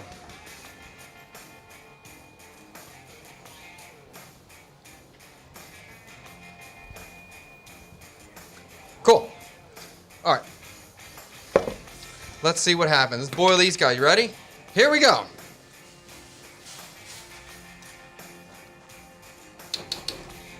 Bring that to the boil.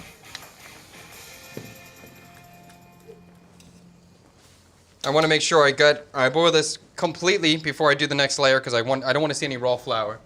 On some of those other quick dumplings, I saw that raw flour.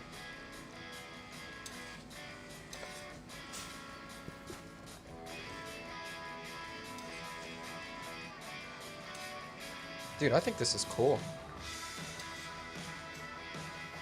It's like a chicken nugget. Looks like a chicken nugget, yeah. Yeah.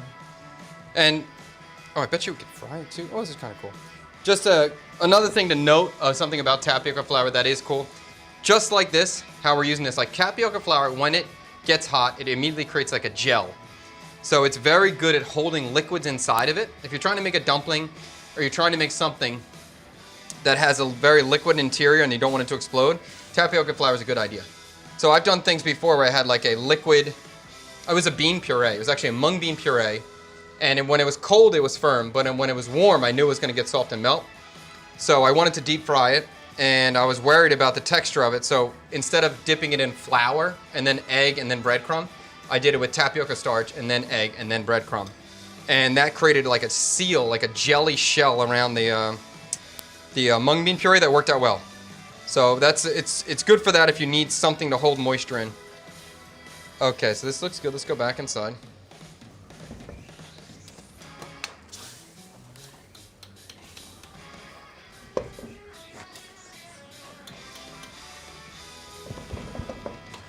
Again, I'm going to keep the flour going. I always want to have too much tapioca flour. It's just so we get nice even coating of everything.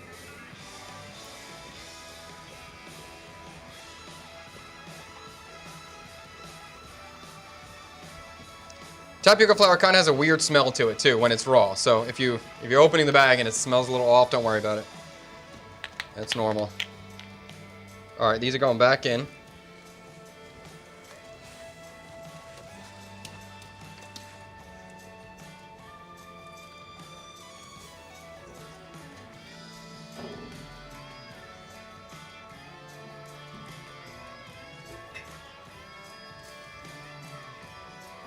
Well, I like this technique. It's easy. We're going to see does it pass the test.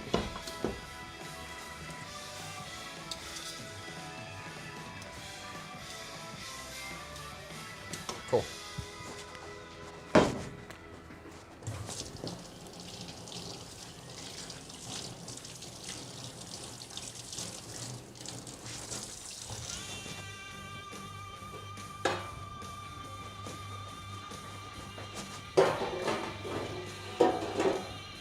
I got a mess here. I got to wipe down. So I'm just going to cook this. I want to see that flour go away. So I'm going to cook this as long as necessary to see that raw flour disappear.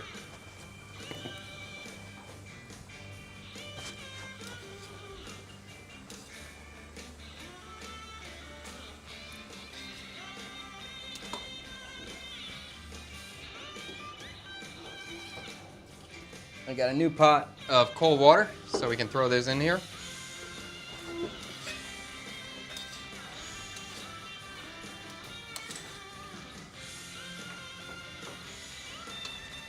Okay, let's see what's going on. Michelle, we're making ban bop lap, a Vietnamese dumpling here. Oh, and the dough is, yeah, stiffen up for the scissors. Okay, cool. All right. Oh, I want to go a little longer. And I don't know if it's going to be... I'll grab a spoon in a second. You'll see that this water is getting thick just from the residual tapioca starch, from everything leaking in. And this is that same texture that you would get for a ban can cua, the crab soup. Or even... what's that one called? No, I'm sorry. Soup cua. Soup cua is the same texture.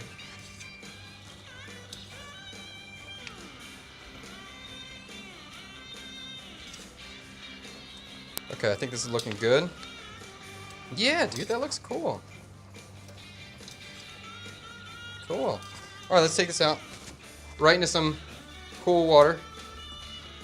Again, this will stop the cooking, stop them from sticking.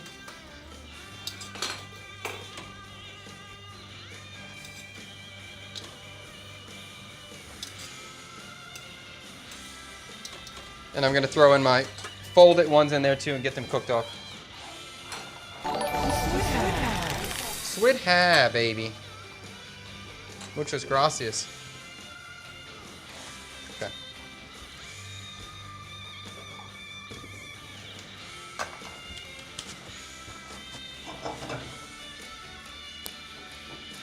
In the meantime, I got my super dirty board and we're just going to keep the dirt going here. Let's strain out the hand-rolled dumplings. I'm going to take the water out of them. We're going to go in here. And we're going to toss it with a little bit of the green onion oil, just so they don't stick together. These will be highly sticky, so it's always a good idea to coat them with some oil to prevent that sticking going on. Okay, there's number one. This is going back behind me. Do the same thing.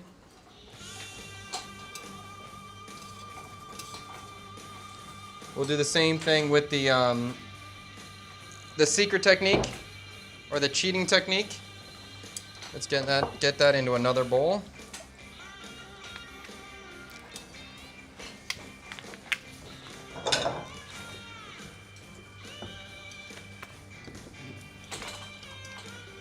Okay, so these are going in the bowl as well.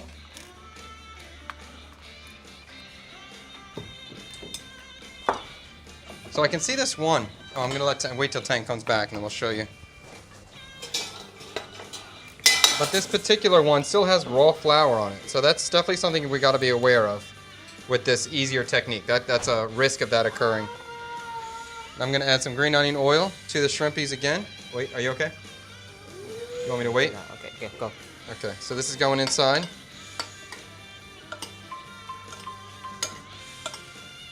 Okay, now these are coated. We'll put them aside too.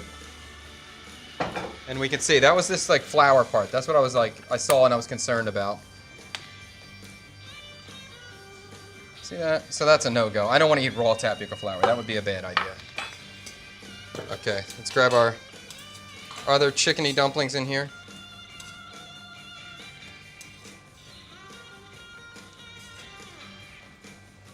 Right in the water. I'm just going to put these together. I don't really care. It's pretty obvious which one's which, so we'll be able to tell. All right, so I'm going to put these behind me. Cool. Okay. Go. Okay, let's wipe down. I can't work like this. It's stressing me out. Yes, I don't like it.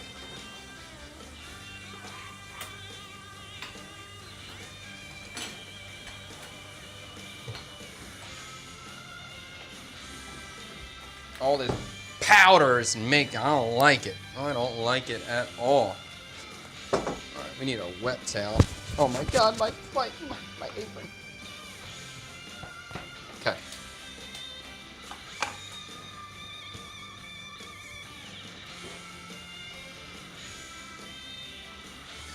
So while we're doing, let's just try to snip some noodles. Let's see what happens. Yo, this thing is thick, bro. She getting thick.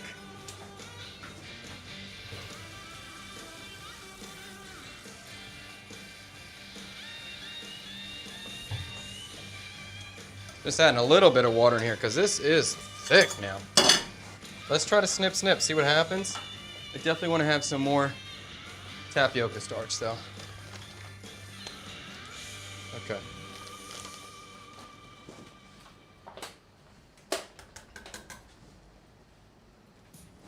A little flatter.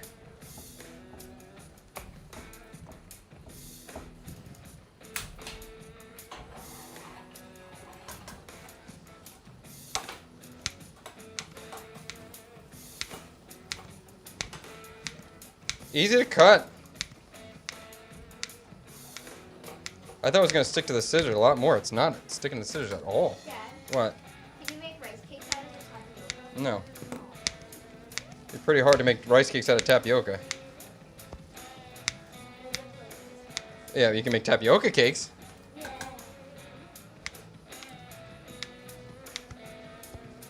Maybe I'll try that though and make like tteokbokki out of these things. I could do that too. Not today. I might do that with my extra stuff. There we go.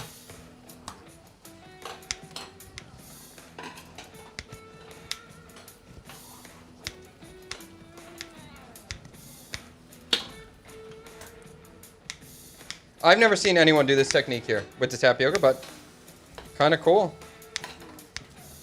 I know Tank's thinking like, why the hell are we doing this? We already got so much stuff in this one episode. Because I'm curious. I'm a curious person. Someone asking about the whole situation. Home situation? The bedroom. Oh, there's a hole. It's like, the whole situation I forgot about until I walked in the door today.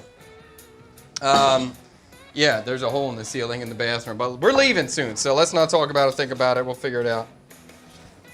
These look cool. This looks like those little snip tteokbokkis. This is cool. Maybe we got a thing here. Who was that? Sammy D had that idea, right? That's a cool idea. Looks like Tree and sweeping and mopping is... Ugh. Looks like Tree has a sweeping and mopping job to do after this cook. Heck yeah, he does. Every day. All right, this looks great. I'm taking these out. Really cool. I'm excited to try these things too. Again, always in the water. Always in the water.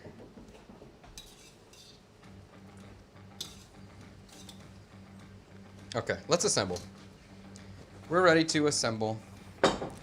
Looks like bánh canh. That looks like bánh canh? Yeah. That looks like bánh canh, huh? Yeah, in every bánh canh vendor, some bánh canh vendor has an option to tapioca noodle. No, I think you're talking about bánh canh. Yeah, not bánh canh. Bánh canh. Bánh canh, I'm thinking of the little cake. No, bánh canh. Say bánh canh, say bánh canh. Bánh canh. Can you put the two pictures? This is the hardest. One of my most confused. Besides for a no. This is a very confusing thing that I thought I knew the pronunciation of. I thought I had this solved, but Really? apparently I don't. That's bánh canh. You hear it's bánh canh. What I'm talking about is bánh canh. Dude, I literally had a Viet speaker tell me the exact opposite yesterday. What? Yes. These are two different dishes. Yeah. Bánh canh is what I would call this. You're going to call this bánh canh. Bánh canh. Yeah. All right. This is the noodle soup. This is named after the noodle, tapioca noodle. And show me the other thing. And here's the bánh canh. Bánh canh, bánh canh, and bánh canh.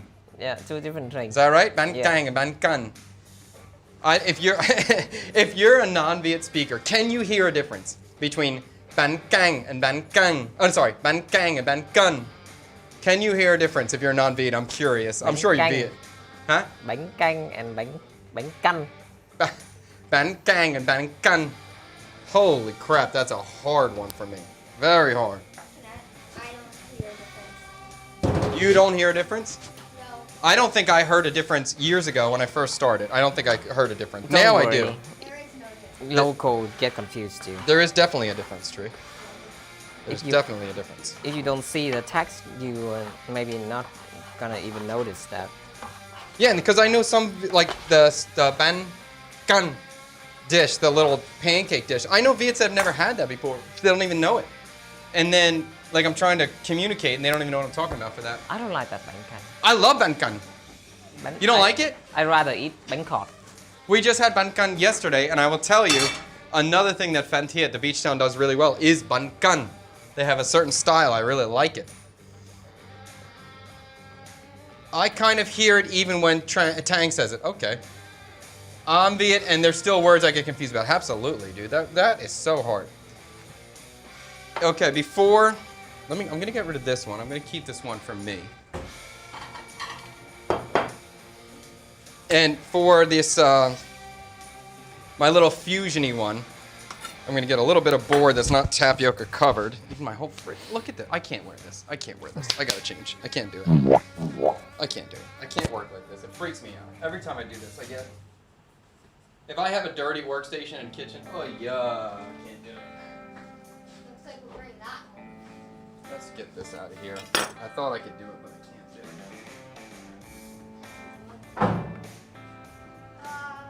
it. Okay, let's get nice and clean. I'm gonna feel so good just to get this crap out of here. Should I clean this? Yeah. Oh, but for the chicken one, it's gonna be cool.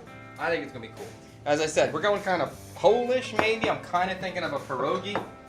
sort of. We're gonna fry the chicken dumplings with butter, cabbage, lemon juice, and dill. That's the idea. Ooh, I like this question. Huh? If you only eat Bangkok and Bangkok for the rest of your life, what are you picking? Bangkok. Bangkok's better. Yeah, I'm choosing Bangkok too. Yeah, Bangkok. If you don't know, these two dishes are similar, wrapping like a pancake that you wrap up with leaves, meat. But Bangkok to me are just crispier. Crispier, the texture's better. But if we're saying Bangkok, southern style, not Vung Tau style. If it's Vung Tau style, I choose Ban Sao. But if it's southern style, I choose Bangkok. You okay? Maybe waiting for the wooden cutting board. Wait for the wooden cutting board? Because You hate this cutting board. no, the dish is white. And How about can I cut the vegetable on there? Yeah. All right, let me cut the vegetable. All right, well, Great. clean the board now. All right, I found some old cabbage in my refrigerator that's about 2 weeks old, but it's soft, and I don't want to waste it. So I was like, all right, let me throw this in my stir fry thing.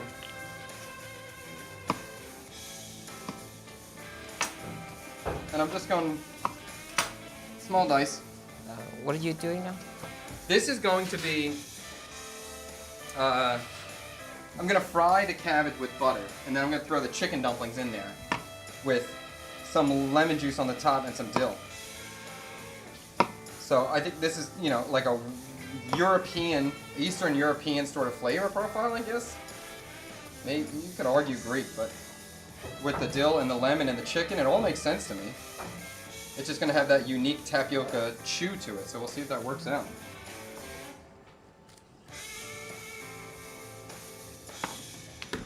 And I have these green onion bottoms, so I'll just use them.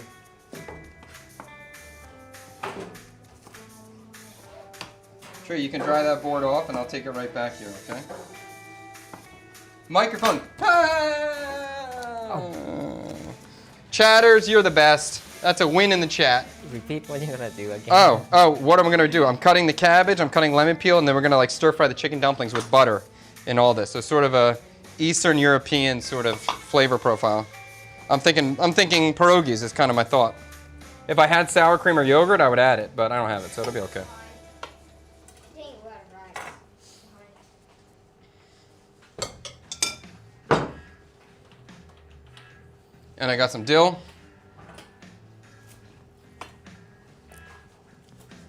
Okay. Cut that up quickly. All right, Tree, give me 1 second. You can put it right here. All right, come here, little man. Still a good work. That's all right. Okay.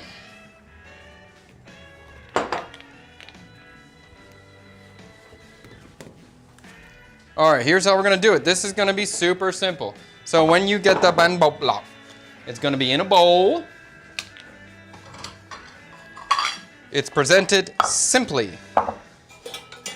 We have the two different styles. I'm just gonna throw this all on one plate with that dirty plate right there. Another dirty plate.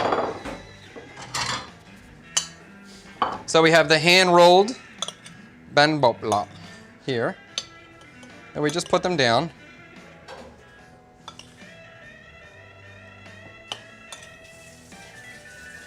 Okay. We have the new technique, old school. Oh, it's kind of sticky on this one now. Definitely makes a different texture. This one look like a Phan Thiết style more. This one looks like Phan Thiết style. I agree, this one looks like Phan Thiết style more. This one seems to definitely, I think this one's going to be wetter. It definitely seems to absorb more moisture. Okay, so that's that style.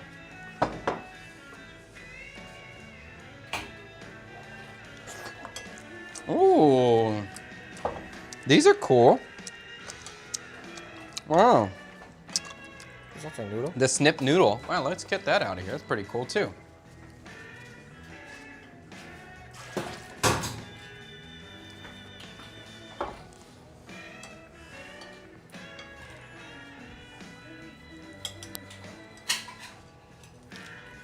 So we're about to taste, oh, I forgot. Oh, forget that. We're about to taste all of these right now. We'll get some of this green onion oil on top of here.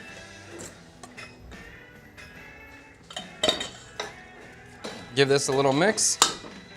So now we'll just kind of get the plain version, purely the texture of the noodle, so we can kind of comment just on that too.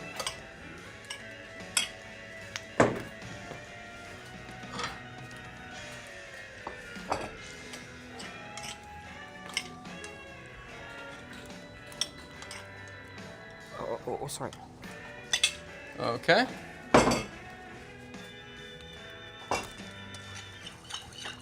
We got our fish sauce dressing. Super thick, sour, rich. Let's double check this. I like that flavor.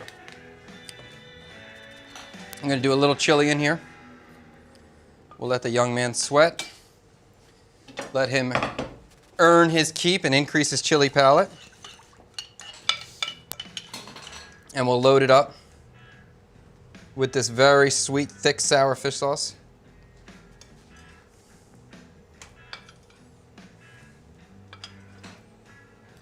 Well, I definitely like the look of the cheat method, of the fast method.